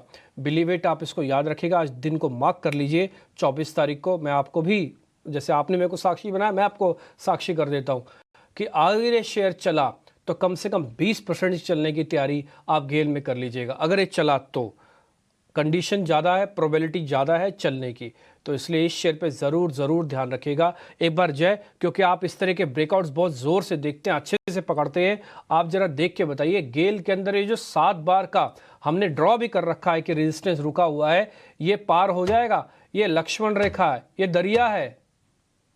तो डिम्पी जी, मैं अभी आपको ही याद कर रहा था गेल का चार्ट देखते वक्त, क्योंकि 2021 में 2 बार, 2022 में 1 बार और 2023 में अराउंड 2 बार ब्रेकआउट करने का ट्राई किया ये स्टॉक ने, और अभी भी ऊपर है लेवल से, अराउंड 1114.5 के लेवल के ऊपर है। तो मुझे तब तक कुछ प्रॉब्लम नहीं लग रहा। ये लेवल अगर सस्टेन हो गया आज के दिन में तो ब्रेकआउट जैसे आपने बताया बहुत स्ट्रांग होगा, और अराउंड मुझे लग रहा है 130 तक के लेवल इजीली आ सकते हैं ये स्टॉक में। जैसे आरईसी, एनटीपीसी, पीएफसी, वो सब में जो हमने रैली देखी, तो यहाँ पर भी वो रैली सेम टू सेम हम देख सकते हैं। ब्रेकआउट बहुत स्ट्रांग आ सकता है, बट कंडीशन जैसे आपने बताया ये सस्टेन लेवल होने चाहिए 115 के, तब तक कोई प्रॉब्लम नहीं है। अगर एक ब्रेकआउट डाउनसाइड में आ गया तो फिर थोड़ा प्रॉब्लम होगा, बट ओवरऑल चांसेस ऊपर के है, क्योंकि जो कैंडल बनी है और दूसरे जो मूविंग एवरेजेस है कंटिन्यूसली उसके ऊपर चल रहा है, तो और कोई प्रॉब्लम नहीं लग रहा। तो लेट्स सी आज का दिन कैसा ये स्टॉक में जाता है। सस्टेन हो रहा है तो हम ब्रेकआउट के लिए बिल्कुल बाय कर सकते हैं, और 114.5 का स्टॉप लॉस लगा के ये स्टॉक को ट्रेड कर सकते हैं। ठीक है, तो जय के भी मोहर लग गया। अब जय भी हमारे साथ ही जुड़ गए हैं गेल पे, वो भी कह रहे हैं कि प्रोबेबिलिटी काफ़ी हाई है। खैर, इसी तरह के कुछ और बेहतरीन स्टॉक्स में हम आपके लेके आते हैं। फंडा स्टॉक्स होते हैं, मुनाफे का फंडा देखते हैं।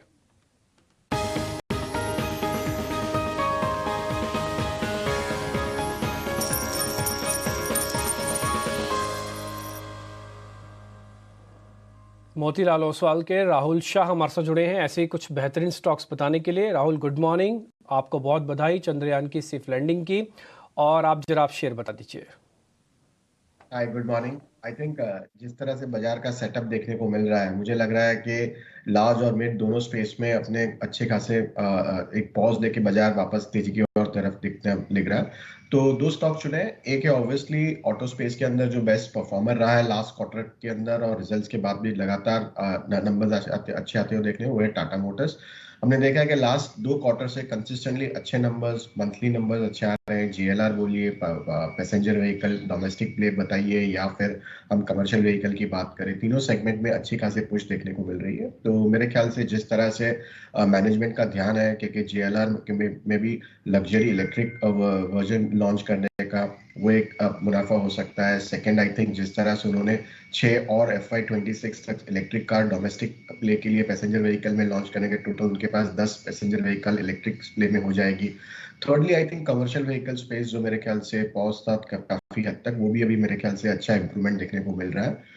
एंड फोर्थली, हम देखेंगे तो टाटा टेक्नोलॉजीज की जो IPO की बात कर रहे हैं, तो value unlocking in terms of the holding, उसमें भी थोड़ा मेरे ख्याल से बेनिफिट आ सकता है टाटा मोटर्स को। सो मेरे हिसाब से all in all overall auto sector हम देखें तो मेरे ख्याल से टाटा मोटर्स अभी भी यहाँ से अच्छा लग रहा है। और जिस तरह से मैनेजमेंट का गाइडेंस आया है कि मार्जिन इंप्रूव करते हुए देखने को मिलेगा जीएलआर में, सेकेंडली डेट रिडक्शन देखने को मिलेगा, तो I think 16 time earnings FY25 के हिसाब से मिल रहा है। तो 750 के लक्ष्य के लिए टाटा मोटर्स लेने की मेरी पहली रिकमेंडेशन रहेगी। सेकेंड रिकमेंडेशन है महिंद्रा एंड महिंद्रा फाइनेंशियल्स। हम देखें कि कई टाइम से फाइनेंशियल स्टॉक्स में अच्छी खासी बढ़ोतरी देखने को मिली है और NBFC स्पेस के अंदर भी अच्छी खासी मोमेंटम देखने को मिला है। आई थिंक 2 चीज़ पॉजिटिव देखने को मिल रही है ओवरऑल बाजार के लिए। जब भी अपना इंटरेस्ट रेट स्पीक आउट देखने को मिलता है तभी NBFC शेयर्स मेरे ख्याल से ज़्यादा आउट परफॉर्म करने की कोशिश करते हैं और रहते भी हैं। सेकेंड, आई थिंक उनकी कॉस्ट ऑफ बोरोइंग स्टेबल है। थर्डली, आई थिंक जो मैनेजमेंट ने गाइडेंस दिया है कि FY25 में AUM पुश करने का, सेकंड उनके जो असेट क्वालिटी लगातार इंप्रूव करते देखने को मिल रहा है, तो ये सबसे बड़ा लगात रहा करता था M&M फाइनेंशियल्स का। तो मेरे ख्याल से जो असेट क्वालिटी इंप्रूवमेंट, ग्रोथ बन के आते हुए देखने को मिल रही है, कॉस्ट ऑफ बोरोइंग मेरे ख्याल से बहुत ही स्टेबल और लोअर होते हो जाएगी जो मैनेजमेंट गाइड कर रहा है। तो मेरे ख्याल से 2 टाइम बुक पे अवेलेबल है, तो मेरे ख्याल से compare to other listed NBFC में बहुत ही सस्ता है। तो रिस्क वर्सेस रिवॉर्ड काफी फेवरेबल हो सकता है M&M फाइनेंशियल्स में भी।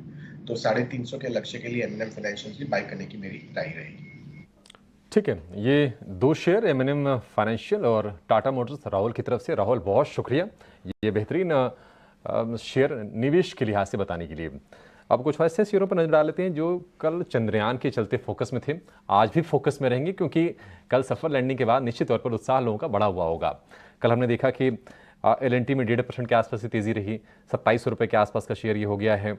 इसके अलावा एमटार टेक, यहाँ पर हमने देखा कि बेहतरीन कल तेजी दिखी 5% के आसपास की। HL में 3% की तेजी। सेंटम इलेक्ट्रॉनिक्स जो कि छोटे छोटे 300 से लेकर 500 कंपोनेंट्स इन्होंने चंद्रयान के लिए सप्लाई किए थे, वहाँ भी तेजी दिखी इस शेयर में। रत्नेश, जरा आप बताइए कि अभी आपको आज के सत्र में तेजी कहाँ पर दिख रही है, और अगर किसी को ट्रेडिंग बेट्स लेने हो तो आप क्या सलाह देंगे? पर्टिकुलर अगर इन चंद्रयान से 3 से रिलेटेड कोई स्टॉक देखे तो डेफिनेटली जैसे आपने बोला MTR टेक, तो MTR टेक में काफी एक अच्छा मॉर्निंग स्टार पैटर्न फॉर्मेशन मेरे को दिखाई दे रहा है। कल के सत्र में भी एक अच्छे वॉल्यूम एक्टिविटी दिखाई दे रही थी, तो मुझे ऐसा लगता है कि MTR टेक में एक अच्छी तेजी अभी भी यहाँ से बन सकती है। पहला जो टारगेट बनेगा और कल की क्लोजिंग के हिसाब से पहला जो टारगेट बनेगा 2300, ओके, उसके बाद में 2450 तक के लिए भी जा सकते हैं, और स्टॉप लॉस जो बनेगा वो 2150 का बनेगा। तो MTR टेक में एक फ्रेश एंट्री अगर किसी को लेना तो ली जा सकती है। यहाँ पे अच्छे टारगेट हमको आने वाले दिनों में देखने को मिल सकते हैं। अजय, एमटार टेक देखिए 20% ऊपर ही पहले ही ऑलरेडी प्री मार्केट में दिखा रहा है यार। किसी के हाथ नहीं आ रहा है। देखते हैं कि कहाँ पर ये जाके सेटल होगा आज, लेकिन निश्चित तौर पर आज ना वो उत्साह दिखेगा और बिल्कुल ये मानसिकता होती है। देखिए वो, हाँ, सुनील सिंघानिया ने एक ट्वीट डाली है, वो एक्चुअली ओरिजिनली शायद CLSC की रिपोर्ट का से इंस्पायर होकर उन्होंने शायद ट्वीट डाली है कि 50 से 60 मिलियन डॉलर का खर्च चंद्रयान 3 में आया है, जो कि ग्लोबल एवरेज से बहुत सस्ते बनाया। हम लोग तो फ्रूगल इंजीनियरिंग के माहिर हैं और 50,000 करोड़ एमकैप इन सारे स्टॉक्स का बढ़ाया है हमने। इतना सस्ता 50,000 करोड़, करीब करीब देखिए 600 करोड़ के खर्चे में हमने चंद्रयान 600 से 50, और ये पिछला हमारा जो मिशन था जो 4 साल पहले था ना, उससे काफी सस्ता है। बताइए, इन्फ्लेशन इस पे इम्पैक्ट नहीं आता। 900 करोड़ के आसपास का था, तो अगर आप इन्फ्लेशन को एडजस्ट कर दीजिए ना तो करीब आधे के खर्च पे। बताइए, कमाल हो गया। उसमें जो लॉन्च का खर्च रहा 365 करोड़ और लैंडर रोवर प्रोपल्शन बनाने में करीब करीब 225 करोड़ के आसपास खर्चा आया है। ये जो इतना सस्ता इंटरस्टेलर का कंपैरिजन भी तो आ रहा है, जो मूवी बनी थी उससे सस्ती हमने सस्ते में एक्चुअल करके दिखा दिया जितने उन्होंने मूवी बनाई थी। ये डेटा बना हुआ डायरेक्टर साहब। अच्छा, ये जो कंपैरिजन है ना, ये सिर्फ हम नहीं कर रहे हैं, पूरी दुनिया कर रही है। क्या कर रहे हैं लोग? और इसरो चीफ ने कहा है कि हम कैसे कर रहे हैं, कैसे इतने कॉस्ट इफेक्टिव हम बता नहीं सकते, ये हमारा सीक्रेट है। क्योंकि मंगलयान की जो कॉस्ट थी वो थी $75 मिलियन की, और जो मूवी आई थी ग्रेविटी उसकी थी जो खर्च थी $100 मिलियन, तो उससे सस्ते बन गया वो। चंद्रयान $75 मिलियन में और इंटरस्टेलर की जो खर्च थी $165 मिलियन। क्या बात है। तो ये कमाल है। ये फ्रूगल इंजीनियरिंग तो हिंदुस्तानियों की खासियत रही है। और ये जो कंपनियां हैं जो छोटी छोटी कई बार चर्चा में नहीं रहती हैं, हालांकि मार्केट के लिहाज देखेंगे तो आपको छोटी दिखेंगी, सेंटम इलेक्ट्रॉनिक्स या फिर एमटाटेक, लेकिन ये बड़े काम कर रही हैं। और एमटाटेक ने तो खैर IPO के बाद भी ये बहुत पुरानी कंपनी नहीं है, लेकिन अच्छी कमाई करा के। लेकिन मैं ना एक बात बोलना चाहूँगा अभिषेक, ये बात एकदम सही है कि ट्रेडिंग हो रही है इसमें, और इसमें रिब ऑफ इफेक्ट आता है, ट्रेडिंग करनी भी चाहिए, लेकिन स्टॉप लॉस लगाए कराएं। इस हिसाब से डिस्प्रपोर्शनेटली स्टॉक चल जाते हैं, ऑर्डर मिले या नहीं, किस प्रपोर्शन का चंद्रयान का कारोबार इन्हें मिला या नहीं, थोड़ा गहराई में जाए। कहीं ऐसा ना हो कि आप ट्रेडिंग करने बैठे थे बन गए लॉन्ग टर्म इन्वेस्टर, तो ऐसा भी हो जाता है, इसलिए केयरफुल भी रहे। ये ध्यान रखना है। लेकिन इन शेयरों पर पता ध्यान हमने ही दिलाया था, कल बाजार खोलने से पहले हमने आपको बता दिया था कि कौन से वो शेयर हैं जहां पर चंद्रयान के चलते आज एक्शन दिखेगा, और हमने क्या कमाल का एक्शन कल इंट्राडे में देखा और आज भी एक्शन दिखेगा, उसके संकेत अभी मिल रहे हैं। लेकिन इसके अलावा खबरों के दम पर कहां पर एक्शन दिखेगा, एक्शन स्टॉक्स लेकर पूजा हमारे साथ हैं। पूजा बताइए।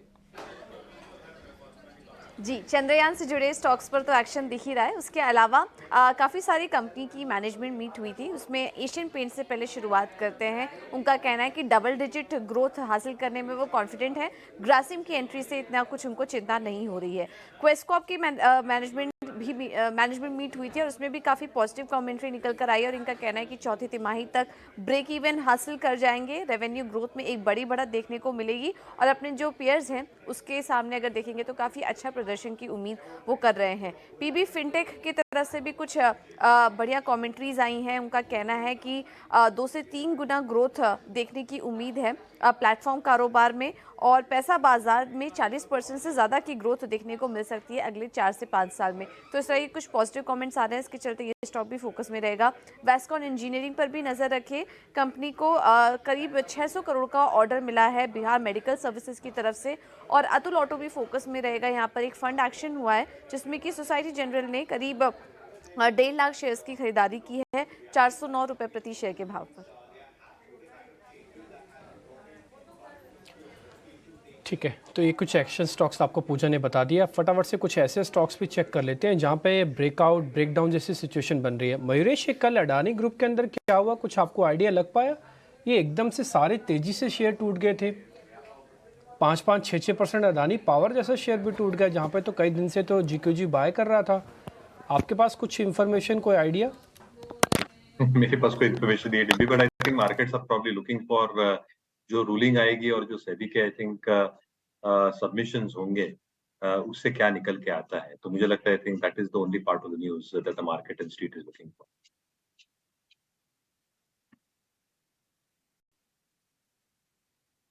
अभी हम वापस बातचीत करते हैं। थोड़ा कैमरे का डिस्टर्बेंस की वजह से कुछ बातचीत नहीं हो पा रही है, लेकिन इस बीच खुश बोरा हमारे साथ जुड़े हैं, उनसे कनेक्ट करके फटाफट से उनकी ट्रेडिंग कॉल्स एक बार पता कर लेते हैं, वो ना मिस हो जाए। खुश, गुड मॉर्निंग, आपको बहुत बधाई चंद्रयान के सक्सेसफुल मिशन की, लैंडिंग के अच्छी से। आप ज़रा ट्रेडिंग कॉल्स अपनी बता दीजिए। वेरी गुड मॉर्निंग और आपको भी बहुत बधाई। Indeed a very proud moment for all of अस। जहां तक स्टॉक स्पेसिफिक एक्शन की बात है, दो कॉल्स है मेरे। पहला है हिंडाल्को। अगेन मिडिल पैक में हमने एक अच्छा रिवाइवल देखा है, ये कंटिन्यू रह सकता है for the coming few days. तो हिंडाल्को आप बाय करके चले 470 और 480 के टारगेट्स के लिए। यहाँ जो आपका स्टॉप लॉस है ये 450 का रहेगा। जो मेरा दूसरा पिक है दैट इज इंजीनियर्स इंडिया। ये स्टॉक बहुत ही स्टेडी सेक्युलर से अप ट्रेंड में है और कल इसने इसका जो एक रेजिस्टेंस जोन था 160 का उसको क्रॉस किया है, उसके ऊपर की क्लोजिंग दी है। तो ये मोमेंटम जो है ये भी कंटिन्यू रह सकता है। ट्रेडिंग के लिहाज से अगर आप ले रहे हो तो 169 175 के दो टारगेट्स के लिए बाय करें।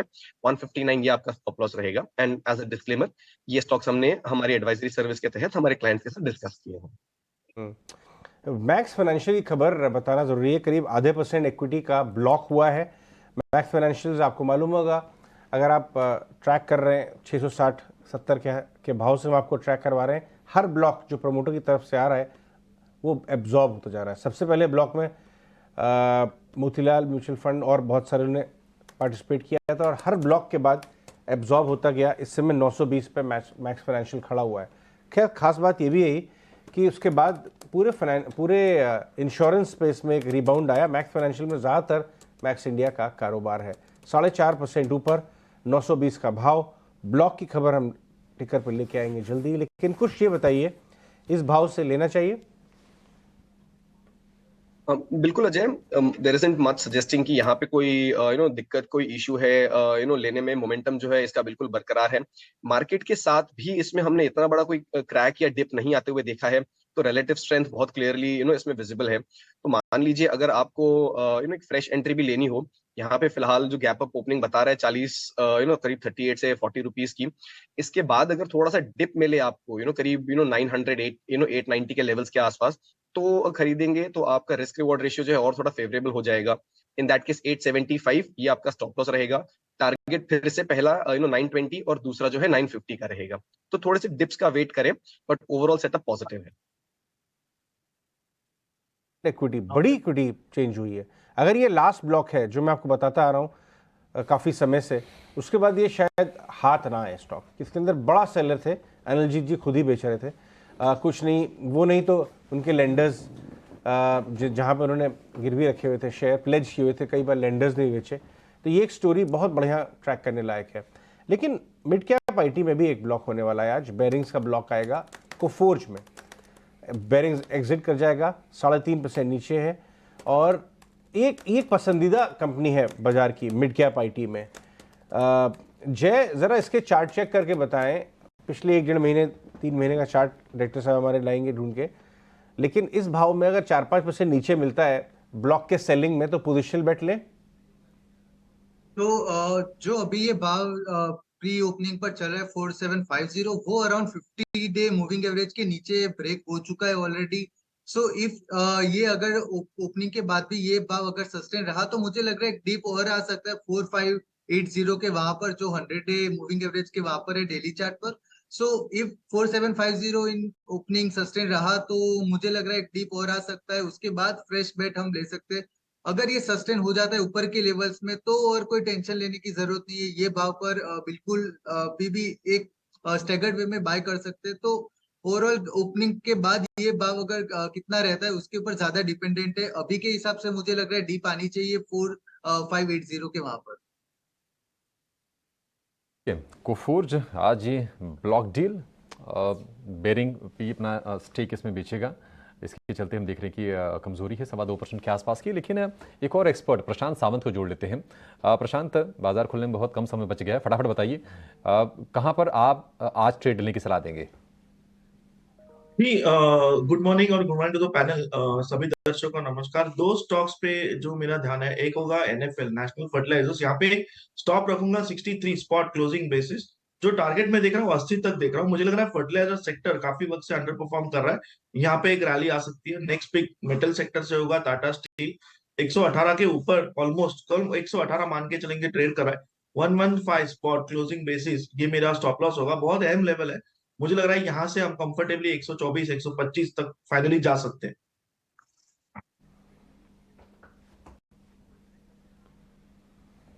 ठीक है, तो टाटा स्टील 124 का टारगेट, लेकिन हम देख रहे हैं कि टाटा स्टील बिल्कुल जो ट्रेडिंग वाली जो रेंज है ना 115 से 125 30 वाली, उसमें फंसा हुआ है। 120 के आसपास ये ट्रेड कर रहा है।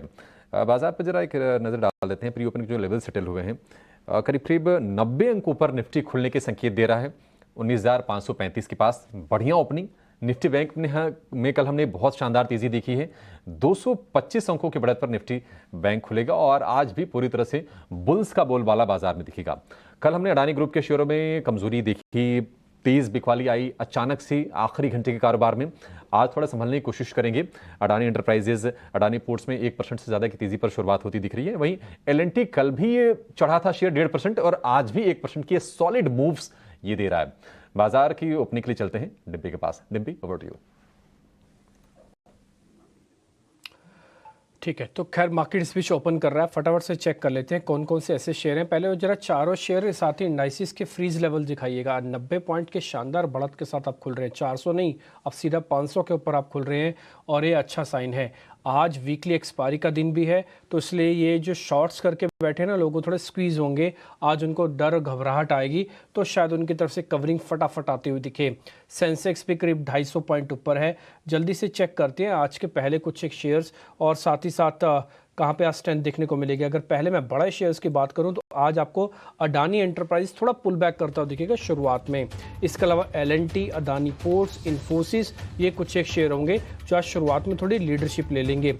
जियो फाइनेंशियल्स के अंदर आज भी सर्किट लगेगा 5% का खुलते ही, क्योंकि प्री ओपन में फ्रीज है। लेवल आ चुके हैं करीब 1400 शेयर एडवांसेस के साथ। 90 पॉइंट का पहला टिक आप अपनी स्क्रीन पर। बैंक निफ्टी 44,650 के ऊपर खुला है ये, तो इसके पास 800 तक जाने का रास्ता साफ है और निफ्टी के पास 650 तक जाने का रास्ता साफ है। तो 100 पॉइंट की गुंजाइश है। 4 शेयर पहले जरा स्पीड से दिखाइएगा स्क्रीन पर। एक तो रिलायंस इंडस्ट्रीज, दूसरा HDFC बैंक, तीसरा TCS इन्फोसिस और चौथा एल&टी, पांचवा एल&टी। ये पांचों शेयर स्टार्टिंग में दिखा दीजिए ताकि इनसे थोड़ा आइडिया लग जाए कि ये बड़े शेयर्स कैसे आज मार्केट के अंदर प्ले करते हुए दिख रहे हैं। फिर हम अलग अलग स्टॉक्स पे आएंगे, जरा चेक करते हैं। जैसे कि अडानी एंटरप्राइजेज, आज यहाँ पे आपको वापस एक पुल बैक दिखेगा। दूसरा शेयर है अडानी पोर्ट, तीसरा इन्फोसिस जो हमने शुरुआत को आपको दिखाया 0.25% है। एक्चुअली नेस्डेक में जो बढ़त आई है ना आज वो ट्रिगर कर सकती है IT वालों काउंटर्स को। इसलिए अगर आप बैंक निफ्टी को छोड़ के अगर आज IT काउंटर्स पे भी नज़र रखेंगे ना तो शायद आपको ट्रेड अच्छे मिल जाएं। आप जो नीचे देख पा रहे हैं बैंड, उसमें भी आपको बार बार IT कंपनीज दिखा रहे हैं, जिसमें इन्फोसिस है, जिसमें विप्रो है, जिसमें TCS है, जिसमें कफोर जैसे शेयर्स पे भी आज ध्यान रख सकते हैं। यहाँ पे एक खबर भी है। इसके अलावा जियो फाइनेंशियल ये थोड़ा कमज़ोर है। सन फार्मा पे एक रिपोर्ट तो आई लेकिन ज़्यादा स्पीड उसने पकड़ी नहीं है। सन फार्मा ने अभी भी कुछ दबाव के साथ ही चल रहा है। एल&टी अब साल का ही है। एक और शेयर है जो डॉक्टर रेड्डीज के नाम से है, ये शेयर भी आज थोड़ा ओपनिंग अच्छी कर रहा है, तो इस शेयर पे भी आप आज नज़र रख सकते हैं। कुछ एक और शेयर चेक करें जहाँ पर आज थोड़ा स्पीड पकड़ेगी, वो एक शेयर होगा गोदरेज इंडस्ट्रीज। गोदरेज ग्रुप के दोनों शेयर, गोदरेज इंडस्ट्रीज और प्रॉपर्टीज, दोनों आपको ठीक दिखेंगे, तो इसलिए गोदरेज ग्रुप के इन दोनों शेयर्स पे आप नजर रख सकते हैं। इसके अलावा कल के 2 हमने मिड कैप काउंटर्स भी आपको बताए थे। एक था MMTC, दूसरा था ITI। दोनों शेयर, MMTC तो बकायदा डेज हाई पे जाके बंद हुआ, आज फिर से ITI अच्छा खुला है और इस साल के हाई पे भी है। जैसे ही चंद्रयान का सक्सेस हुआ, हिंदुस्तान एरोनॉटिकल्स जो एक ब्रेकआउट के लिए तैयार बैठा था, आज वहां पर भी अच्छा मूवमेंट आपको शुरुआत में देखने को मिल रहा है। हिंदुस्तान एरोनॉटिकल्स भी करीब 2-2.5% ऊपर है। इसके अलावा जो चंद्रयान से जुड़े हुए शेयर्स थे वो भी आपको अपनी स्क्रीन पर दिख रहे होंगे। अब 1600 शेयर ऊपर आ चुके हैं, 75 पॉइंटों की बढ़त है। निफ्टी बैंक एक बार ज़रा वॉच कीजिएगा ढंग से। आज आप निफ्टी का हीट मैप देख पा रहे हैं, इसमें फिलहाल कोई गिरावट का शेयर नहीं दिखेगा और अडानी एंटरप्राइज में जो कल फॉल आया था उसका 50% रिकवरी आज ओपनिंग में ही करता दिख रहा है। 6% टूटा था, 3% ऊपर आ गया।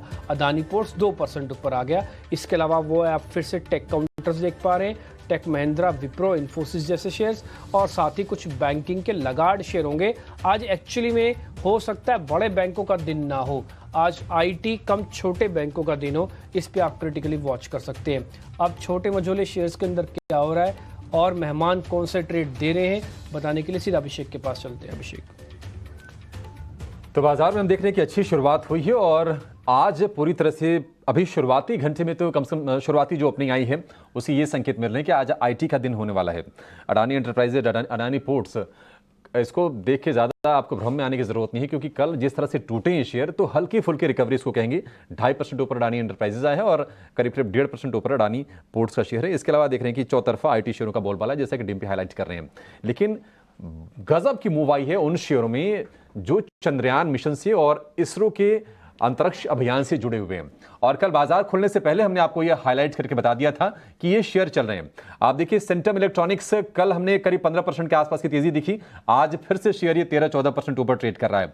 पारस डिफेंस, कल भी ये शेयर भागा था और आज भी इसमें करीब 8-9% के आसपास की तेजी पारस डिफेंस के शेयर में देखने को मिल रही है। एमटार टेक 8%, 9% ये ऊपर शेयर फिलहाल ये ट्रेड कर रहा है। बाकी HAL, LNT में भी आज आपको अच्छी मूव दिख रही है।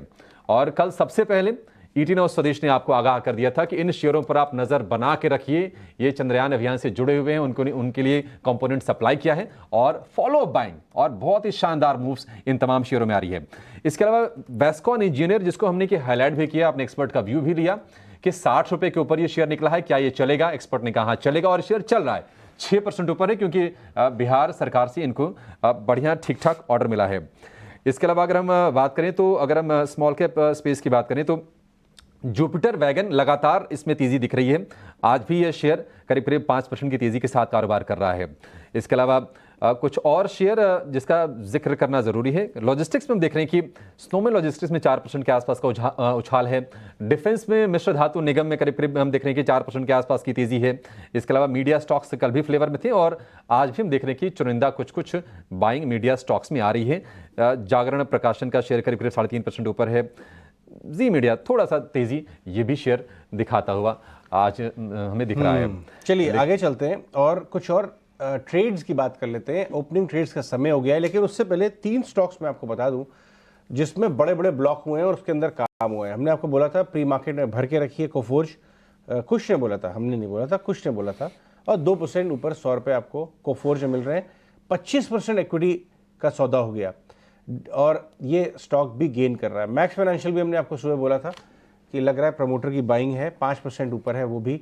और तीसरा जिसमें अभी भी ब्लॉक हुआ है वो अभी भी नेगेटिव में मिल रहा है, मैं उससे आप शुरुआत करना चाहूँगा। मनापुरम 11% इक्विटी का ब्लॉक हुआ है स्टॉक। गोल्ड लोन अगर आप ट्रैक करते हैं तो गोल्ड लोन में कोई अचंभा नहीं है, कारोबार अच्छा चल रहा है वो सेक्टर। अभी स्टॉक 3% नीचे मिल रहा है 140 पे। मयूरेश क्या आप लेंगे मनापुरम में? आपको कंफर्ट है इन वैल्यूएशन पे? I think I'll prefer banks who are doing this. So CSB Bank हुई, करूर वैश्य बैंक हुई, I think Federal Bank हुई to a large extent. Federal Bank probably looks a far better bet क्योंकि एक diversification भी है और gold loan का कारोबार भी ठीक ठाक है। तो अगर कोई गोल्ड लोन कंपनीज के साथ गोल्ड बिजनेस में करना है तो I'll go with Federal Bank at this. Call Manappuram पे avoid, prefer Federal Bank bye.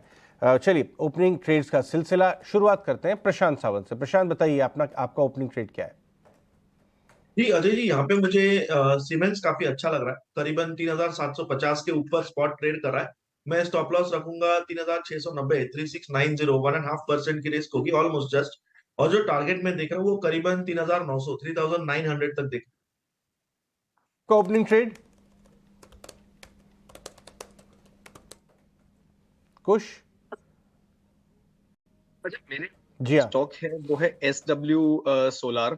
अच्छा खासा मूव कल दिखा था हमने, आज भी गैप अप के साथ ओपनिंग किया है, सस्टेन कर रहा है, तो इसे आप बाय कर सकते हैं। नियर टर्म टारगेट्स आपके लिए रहेंगे 400 and 405 के।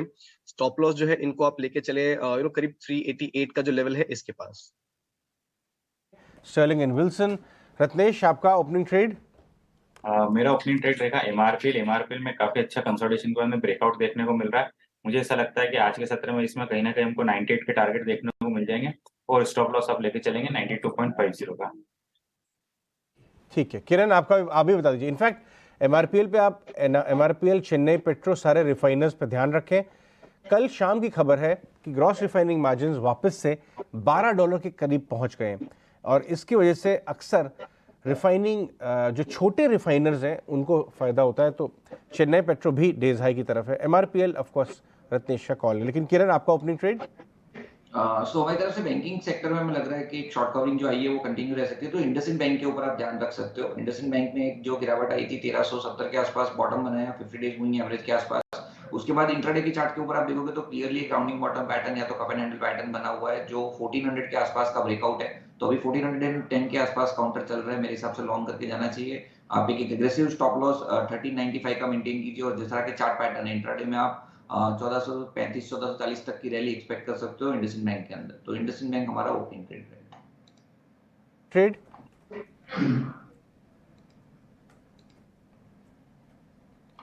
जय, आपका ओपनिंग ट्रेड क्या होगा? मेरा ओपनिंग ट्रेड यूको बैंक पर होगा अराउंड 34 के, वहां पर अभी स्टॉक चल रहा है।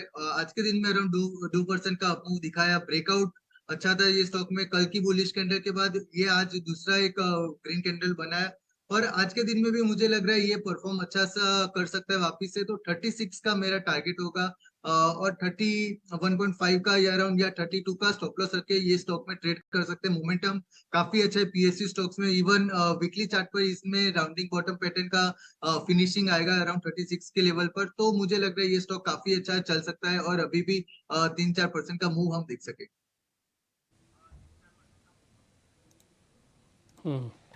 कुछ कैश के शेयर शुरुआत में देखते हैं। मैप माई इंडिया के नाम से कंपनी है, मैप माई इंडिया, एक बार जरा आप दिखाएंगे।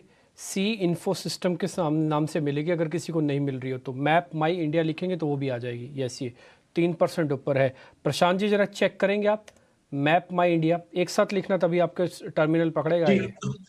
डिम्पी जी, ये करीबन 1700 के ऊपर ट्रेड कर रहा है और मुझे लग रहा है ये बहुत कंफर्टेबली करीबन और 100 पॉइंट यानी 1830 1840 तक जा सकता है। तो आपको स्टॉप लॉस अगर आप यहाँ पे भी एंट्री करना चाहते हो, थोड़ी रिस्की होगी, बट आप फिर भी 1670 1670 पे स्टॉप लॉस रख के 1830 तक के टारगेट के लिए इसको होल्ड कर सकते हो। ठीक है, एक और कैश का शेयर है, बैंक है IOB। एक बार जरा खुश आप इसको चेक करेंगे, IOB को इंडियन ओवरसीज बैंक के नाम से मिलेगा ये। डिम्पी, आज फॉलो थ्रू है, कल एक अच्छा खासा अपमूव देखा था इसमें, हल्का सा वॉल्यूम में भी अपटिक था और आज का जो फॉलो थ्रू है इसने जो 30 to 50 का इसका एक रेजिस्टेंस जोन था उसके ऊपर इसको लाके प्लेस कर दिया है। ओपनिंग भी अच्छी हुई है और ओवरऑल बैंक्स में जो हम रिकवरी देख रहे हैं उसका भी इसे बेनिफिट मिलेगा। तो मेरे हिसाब से यहाँ पे आप ट्रेडिंग के लिहाज से इसे बाय कर सकते हैं। 34 and 3550 के दो टारगेट्स के लिए बाय करें। स्टॉप लॉस जो रहेगा आपका वो 31 के जस्ट नीचे लेके चले, करीब 32 के नीचे, रादर 3180 के जो लेवल्स हैं यहाँ। ठीक है, IOB पर ये व्यू खरीदने की सलाह है कुछ की तरफ से, लेकिन हम देख रहे हैं कि रेलवे से रिलेटेड जो भी कंपनियां हैं स्पेशली वैगन्स वाली, वहां पर अच्छी तेजी है। टीटागढ़ रेल सिस्टम आज भी इसमें हम देख रहे हैं कि करीब करीब 4% के आसपास के मूव्स हैं। इस पर जरा प्रशांत आप व्यू दीजिए, क्योंकि हम देख रहे हैं कि 3-4 सत्र से लगातार तेजी बनी हुई है। लेना है इसको क्या? जी, ओवरऑल अगर हम TWL को देखें तो मुझे लग रहा है ये ओवरऑल सेक्टर मेरे हिसाब से काफी पॉजिटिव है। इनफैक्ट 750 ऑलमोस्ट ये ट्रेड कर रहा है स्पॉट जस्ट आसपास। मुझे लग रहा है यहाँ पे भी अगर कोई बाइंग करना चाहे शॉर्ट टर्म के हिसाब से तो आपका स्टॉप लॉस होना चाहिए करीबन 725 725। यहाँ से आप टारगेट कंफर्टेबली 780 790 तक के रख सकते हो और जिनके पास पोर्टफोलियो बेस्ड पोजीशन है वो बिल्कुल होल्ड करें, जल्दबाजी प्रॉफिट बुकिंग की नहीं करनी चाहिए। मुझे लग रहा है ओवरऑल सेक्टर में स्ट्रॉन्ग टेलविंड्स है और उसका फायदा डेफिनेटली उठाना चाहिए। ठीक है, टीटागढ़ रेल को खरीदने की सलाह है। कुछ आपसे जानेंगे, क्योंकि हम देख रहे हैं कि पावर स्टॉक्स को ना, आप बाजार कोई भी हो, बाजार कमज़ोर हो बाजार मजबूत हो, इनको फ़र्क नहीं पड़ता है। आज भी शेयर चल रहे हैं। REC लेकर आएंगे और हम देख रहे हैं कि REC रिकॉर्ड हाइस पर ये ट्रेड कर रहा है। 250 रुपये के आसपास धीरे धीरे करके इसका भाव पहुँच गया और अभी भी मोमेंटम बना हुआ है। कुछ क्या लगता है REC कहाँ तक जाएगा ये शेयर?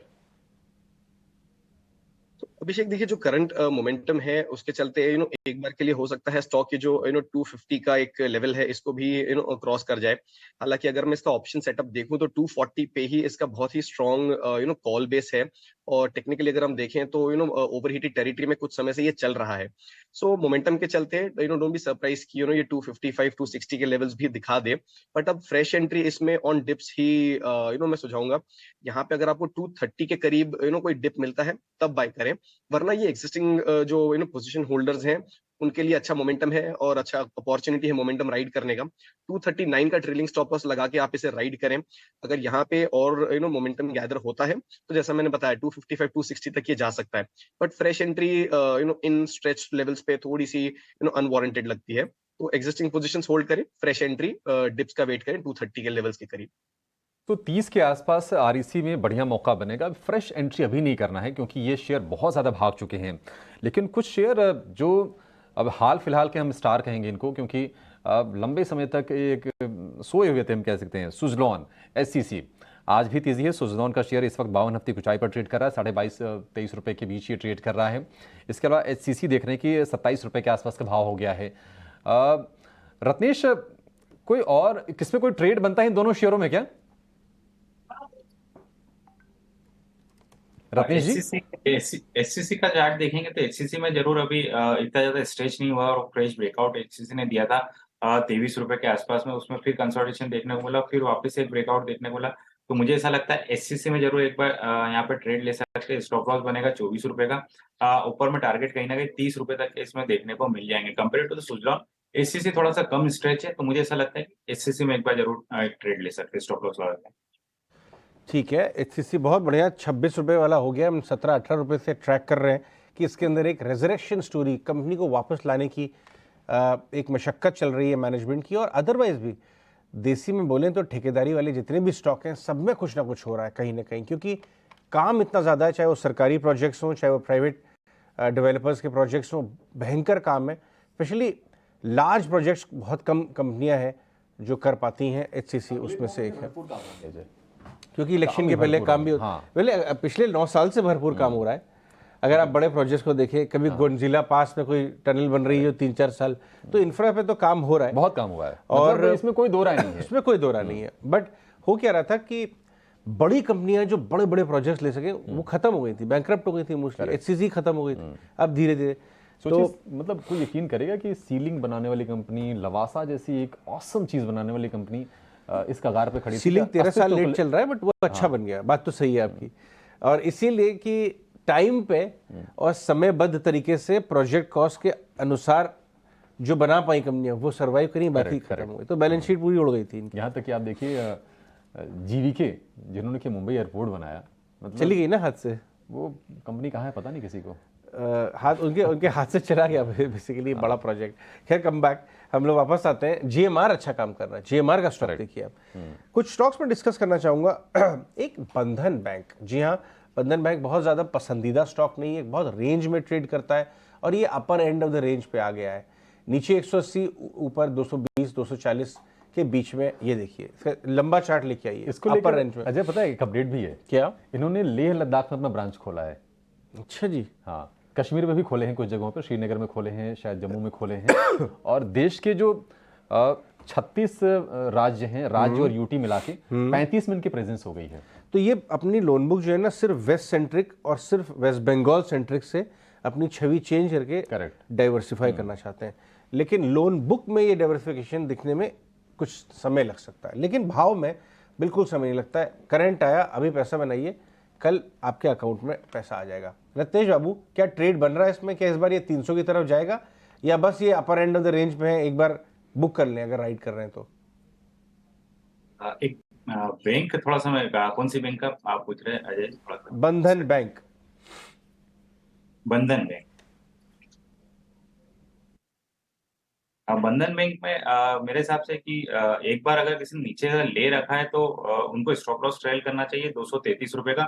वो स्टॉप लॉस ट्रेल करके इसमें एक बार तेजी के लिए बैठे रह सकते हैं 245 रुपए के लिए। हालांकि स्ट्रक्चर बहुत ज्यादा पॉजिटिव है कंपेयर टू दूसरे बैंक से, पर एक ऐसा लगता है कि यहाँ पे बेस जरूर बनता हुआ दिख रहा है। 233 रुपए के स्टॉप लॉस को ट्रेल करें और 245 रुपए तक के टारगेट के लिए इसमें बने रह सकते हैं। ठीक है, एक और स्टॉक पूरा बॉम्ब्ड आउट है। इनफैक्ट बड़े बड़े दिग्गज रिजल्ट्स खराब होने की वजह से, कुछ भी रीज़न कुछ भी हो, अलग अलग रीज़न की वजह से इसमें निकलते रहे, लेकिन एक टाइम पे फैंसी बहुत बन गया था। जुबिलेंट इंग्राविया। डायरेक्टर साहब, जुबिलेंट फूड में चला लीजिएगा, वही सबसे ज़्यादा पसंदीदा स्टॉक है, लेकिन इंग्राविया को लेके आइए, 2.5% ऊपर है और इसका 3 महीने 6 महीने का चार्ट, इसको ज़रा लेके आइए। मयूरेश, जुबिलेंट इंग्राविया आपके रेडार पे है, आपने ट्रैक किया है क्या? जनरली अगर आप देखें आई थिंक नतीजे मच बिलो एक्सपेक्टेशंस थे और दो तीन की reasons for the entire sector as a whole, Jubilant Ingrevia हो या पूरा केमिकल स्पेस हो, एक आई थिंक चाइनीज डंपिंग अच्छी खासी हो रही थी अक्रॉस द ग्लोब और इसके लिए आई थिंक एक डिप्रेस्ड प्राइसिंग सिनेरियो हो गया था as far as the top line is concern, क्योंकि अच्छी खासी गिरावट रियलाइजेशंस में दिखी गई थी। दूसरा आई थिंक जो डिमांड कॉन्ट्रैक्शन हुआ था और जो एक इन्वेंट्री स्टॉकपाइल हुई है, obviously that inventory stockpile has been at a high cost level और इसके वजह से आई थिंक इबिटा मार्जिन्स पे अच्छा खासा प्रभाव पड़ा है। Third but not the least, I think ये दोनों फैक्टर्स को मद्देनजर रखते हुए आई थिंक अगर आप फ्यूचर फोरकास्ट देखें अगले 2 से 3 तिमाहियों का, वो भी थोड़ा ब्लीक ही लग रहा है। तो for a better part of this financial year numbers आप कह सकते हैं शायद वॉश आउट हो for the sector as a whole, but within this space मुझे लगता है आई थिंक जो इलेक्ट्रोलाइट सॉल्ट्स जैसे नीश एरियाज में काम कर रहे हैं, जो लिथियम बैटरीज रिन्यूएबल्स के फील्ड में अच्छी खासी ग्रोथ दिखा सकती है, I think these are the spaces that you should probably observe. तो आपके बायो पे stocks like Neogen as an example, Anupam Rasayan as an example, Ami Organics as an example, ये थोड़े हटके रह सकते हैं compare to the overall chemical space. ठीक है, फेयर पॉइंट। एक ब्लॉक हुआ था डिम्पी, आपने देखा मनापुरम फाइनेंस 3.5% लोअर था। देखिए इसका इंट्राडे लेके आइए डेटा साहब, कहीं ना कहीं ये जो ब्लॉक है उस पर ठीक ठाक डिमांड आई है, कल इसके नाम आएंगे। खबर ये आ रही है कि काफ़ी अच्छे नामों ने इस ब्लॉक में पार्टिसिपेट किया है। लो बनाया है दिन का करीब 137 के आसपास का, 141 पे है। इंट्राडे कैसा रिकवर करता है ये देखना इंटरेस्टिंग होगा। टिम्पी बिल्कुल, इंट्राडे अभी तो खैर रुक गया है शेयर, अब शायद और नहीं गिरेगा अगर आज का इंट्राडे लो को ब्लॉक ये तोड़ता नहीं है तो ये जो झटका लगता है ब्लॉक के आने और जाने का, वो लग रहा है कि एब्जॉर्ब तो थोड़ा बहुत हो रहा है इस शेयर के अंदर। खैर यहाँ 2 शेयर और हैं। एक हमने आज सुबह आपको जी एंटरटेनमेंट बताया था, ये कहा था कि इन्होंने पार्टिसिपेट नहीं किया और ये थोड़ा चल सकता है बाजार की तेज़ी के साथ। आज कोशिश कर रहा है 80 के लेवल को पार करने की। 80 पार हो गया तो बहुत मज़ा आएगा इस शेयर के अंदर। एक अटेम्प्ट इसकी फेल हुई है 80 को पार करने की। प्रशांत जी एक बार जरा देख के बताइए 80 के पार होने पर चांसेस कितने हैं और अगर चला तो उसके बाद चलेगा कितना ये? डिम्पी जी बिल्कुल जो लेवल आपने कहा वही मैं भी ट्रैक कर रहा हूँ इसके लिए, बट मैं क्लोजिंग बेसिस पे ट्रैक कर रहा हूँ, टच एंड गो नहीं कर रहा हूँ क्योंकि वो थोड़ा सा रिस्की हो जाएगा। बट अगर ये स्टॉक 280 के ऊपर क्लोज हो जाए और फॉलो थ्रू मिल जाए तो मुझे लग रहा है कंफर्टेबली 275 के स्टॉप लॉस से आप लॉन्ग जाइए, स्ट्रेट आपको 300 तक के टारगेट मिल जाएंगे और शायद ये मूव फास्ट भी आ सकती है। तो 280 क्लोज होने के लिए वेट कीजिए, पेशेंस रखिए, प्रीएम्प्ट करके 279 281 इंट्राडे में देख के एंटर मत कीजिए, क्लोज होने के बाद नेक्स्ट डे एंटर कीजिए। ओके ठीक है। खुश एक शेयर है टाटा एलेक्सी, अगर आप देखेंगे ना इस 7900 से टूट के धीरे धीरे करके टूटा, एकदम से नहीं टूटा, ये टूटते टूटते 7200 के आसपास आ गया था। आज पहली बार, या मैं बोलूँगा सेकंड डे है एक्चुअली में इसका, जब ये अपने इस टोटल फॉल को हटकर उसका ब्रेकआउट कर रहा है। एक बार आप जरा चेक करेंगे ये वापस 7500 और 7600 हो जाएगा। ये बहुत स्पीड से चलता है शेयर, इसलिए पूछ रहा हूँ आपसे।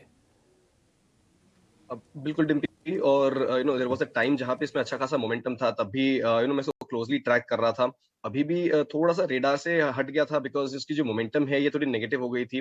बट आप सही कह रहे हैं, अगर मैं देखूं तो पिछले कुछ सेशंस में 7000 पे बेस बना के स्टॉक ने कल एक अच्छा बाइंग दिया था। आज उसका फॉलो थ्रू भी देखने मिल रहा है, नियर टर्म जो एवरेजेस हैं उसके ऊपर स्लिप हो गया है और अब कंफर्टेबली ट्रेड कर रहा है वहां पे। वॉल्यूम्स में भी marginal uptick, all in all suggesting की जो लेवल्स आपने बताए 7400 में कहूंगा पहला लेवल और दूसरा लेवल है 7600 का।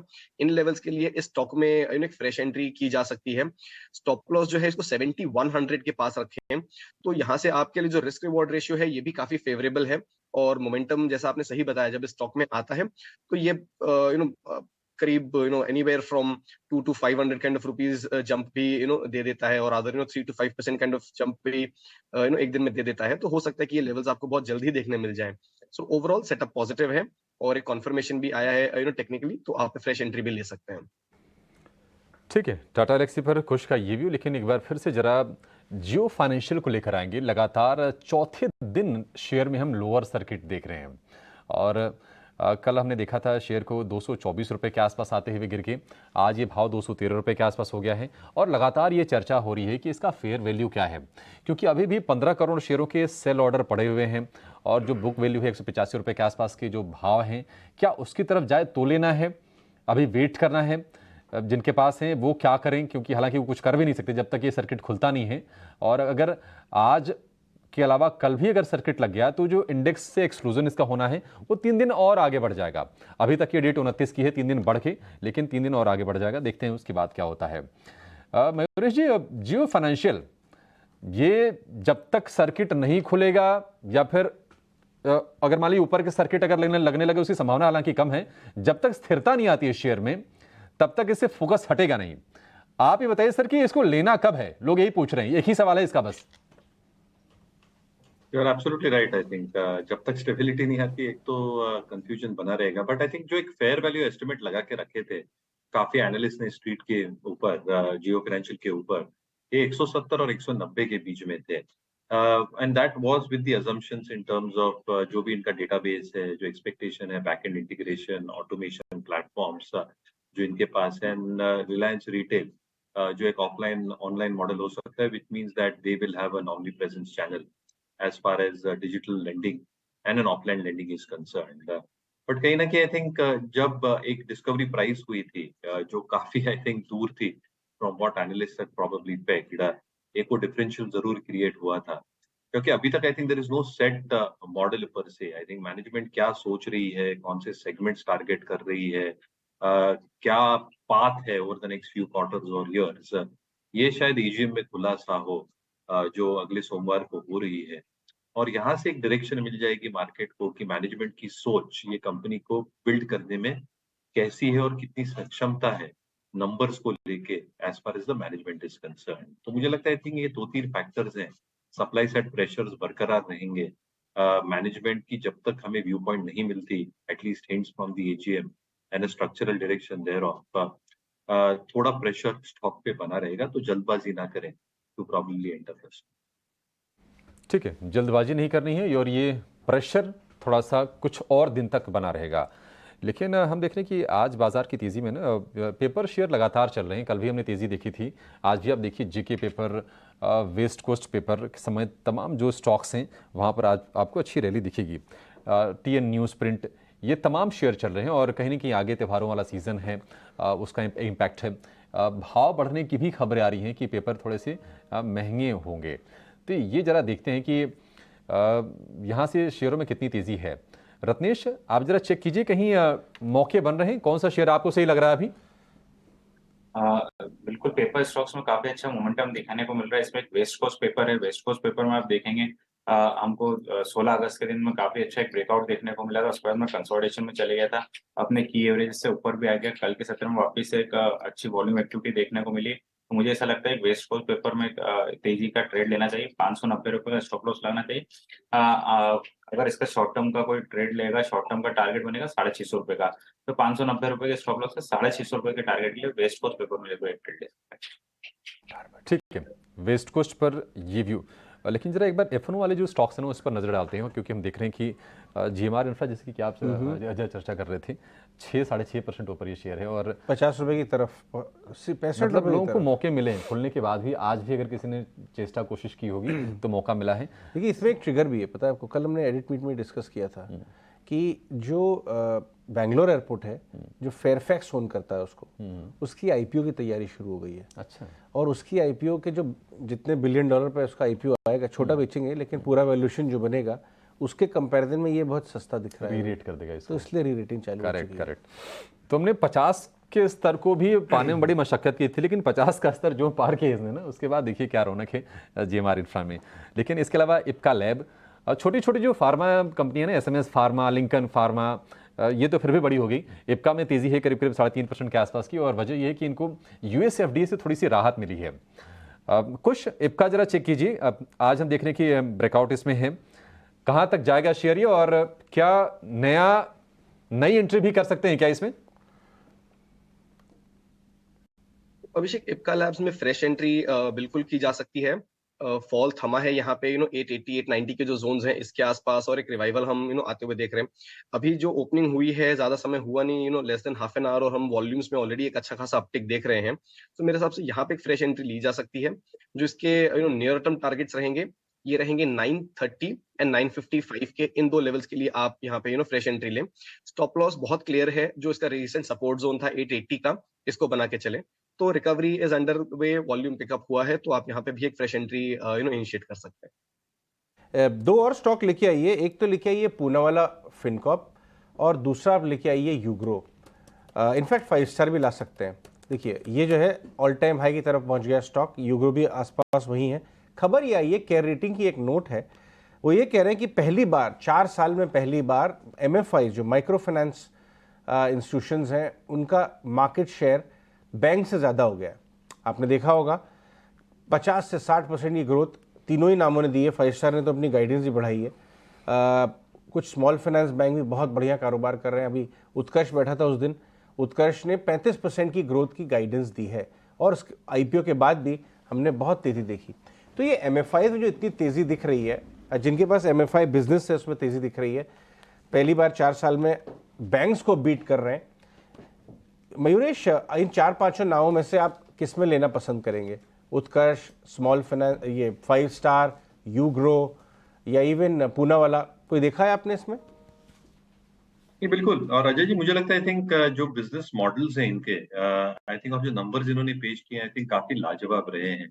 And management commentaries are sounding very very positive. 2-3 चीजें आई थिंक, यूग्रो के एग्जांपल लूं तो जो आई थिंक वो प्लेटफॉर्म पे बेस कर रहे हैं, जो API लेयर सेटअप किए हैं, GST के ट्रांजैक्शंस मैप करते हैं, रीपेमेंट शेड्यूल मैप करते हैं और उसके ऊपर लेंडिंग करते हैं।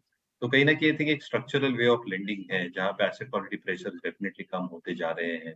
Same with Poonawalla Fincorp, I think जो इनकी एसेट बुक है this point of time, if I am not mistaken, 17,800 crore के आसपास, 200 करोड़ की पैट रही है। Asset quality pressure have come of. तो एक जो सिग्निफिकेंट ट्रेंड दिख रहा है, आई थिंक ये बहुत कॉमनैलिटी ट्रेंड है। And even small finance bank, जैसे आपने बात की है, I think you could probably look at Ujjivan Small Finance Bank as an example. Credit Access Grameen, Credit Access Grameen के net NPS 0.29, 0.3% पे है। Return ratios काफी तगड़े हैं। Capital adequacy remains extremely strong to fuel growth going forward. जो हम ब्याज दरों की बात कर रहे थे, if they remain stable for a period of time और hikes नहीं आते, तो इनके NIMs और spreads भी हैं, मेंटेन रहने चाहिए। थोड़ा कॉन्ट्रैक्शन जरूर दिखेगा, but कहीं ना कहीं I think all these factors are probably aiding a lot of balance sheet strength और collection efficiencies और cost income ratios यही दर्शा रहे हैं कि जो overall strength है including asset liability book, ये काफी स्टेबल लग रही है। तो अच्छे खासे मोमेंटम में रह चुके हैं अजय जी ये सारे स्टॉक्स। पूनावाला हुआ, उज्जीवन स्मॉल फाइनेंस हुई, क्रेडिट एक्सेस हुआ, यूग्रो हुआ, जिनके पास से होल्ड करना चाहिए फ्रेश एंट्री के लिए, ऑब्वियसली पुल बैक्स के लिए। ठीक है, इस बीच आप एक खबर और नीचे देख पा रहे हैं एजेंसीज के हवाले से कि 20 लाख शेयरों के कई सौदे हुए हैं जियो फाइनेंशियल पे। सर्किट पर लॉक है, सौदे लगने पर भी सर्किट खुल नहीं रहा। और आप ही बैक टू बैक देख पा रहे थे, थोड़ी देर पहले अभिषेक भी आपको बता रहे थे कि कुछ करोड़ शेयर अभी भी सेल बिड के तौर पर लगे हुए हैं। वो सौदे एग्जीक्यूट तब होंगे जब बायर बिड लगेगी, तो फिलहाल अभी बायर बिड है नहीं। इस बीच एक ब्लॉक लग गया 20 लाख शेयरों का, ये आपके सामने कुछ खबर आते हुए। खैर आगे बढ़ते हैं, ऑप्शंस के चैंपियन को अपने साथ जोड़ते हैं। आदित्य अरोड़ा हैं आज के ऑप्शन के चैंपियन, वो बताने वाले कौन सा शेयर है, कौन सी ऑप्शन है जिससे पैसा बनेगा।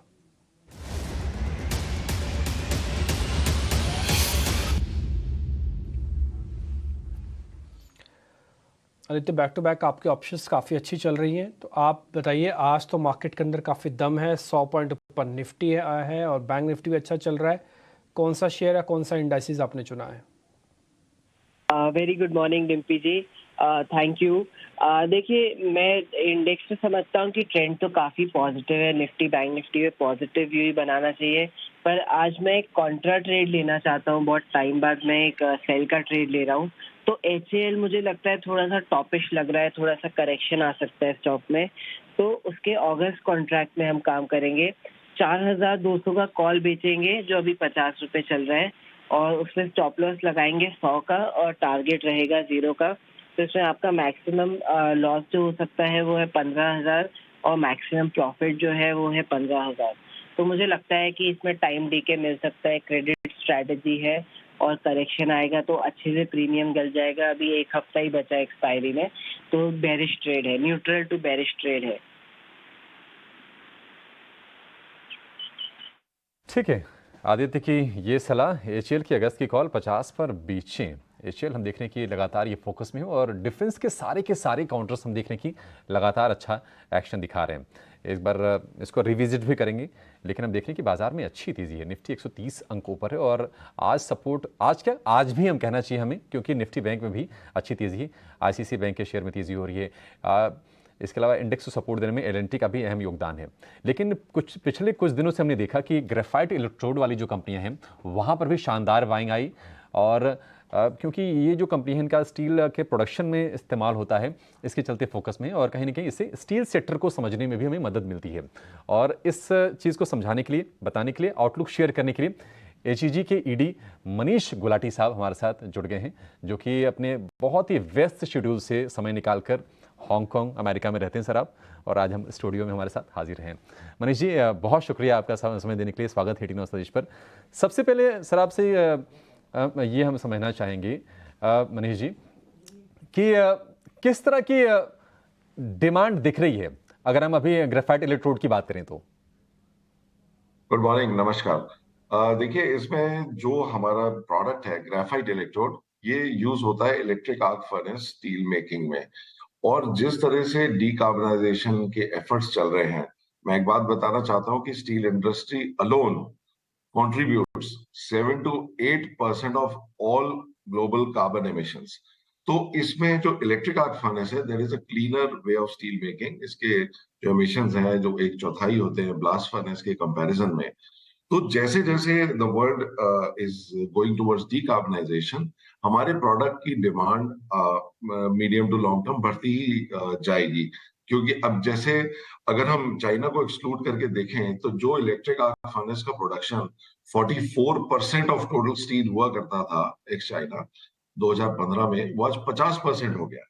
तो हम हमारे जो प्रोडक्ट का जो medium to long term outlook है वो बहुत ही शानदार है। और एचईजी का आज दुनिया में सबसे बड़ा प्लांट है भोपाल में, और हम we are very quality wise हम बहुत कम्पीट करते हैं अपने मल्टीनेशनल कॉम्पिटिटर से।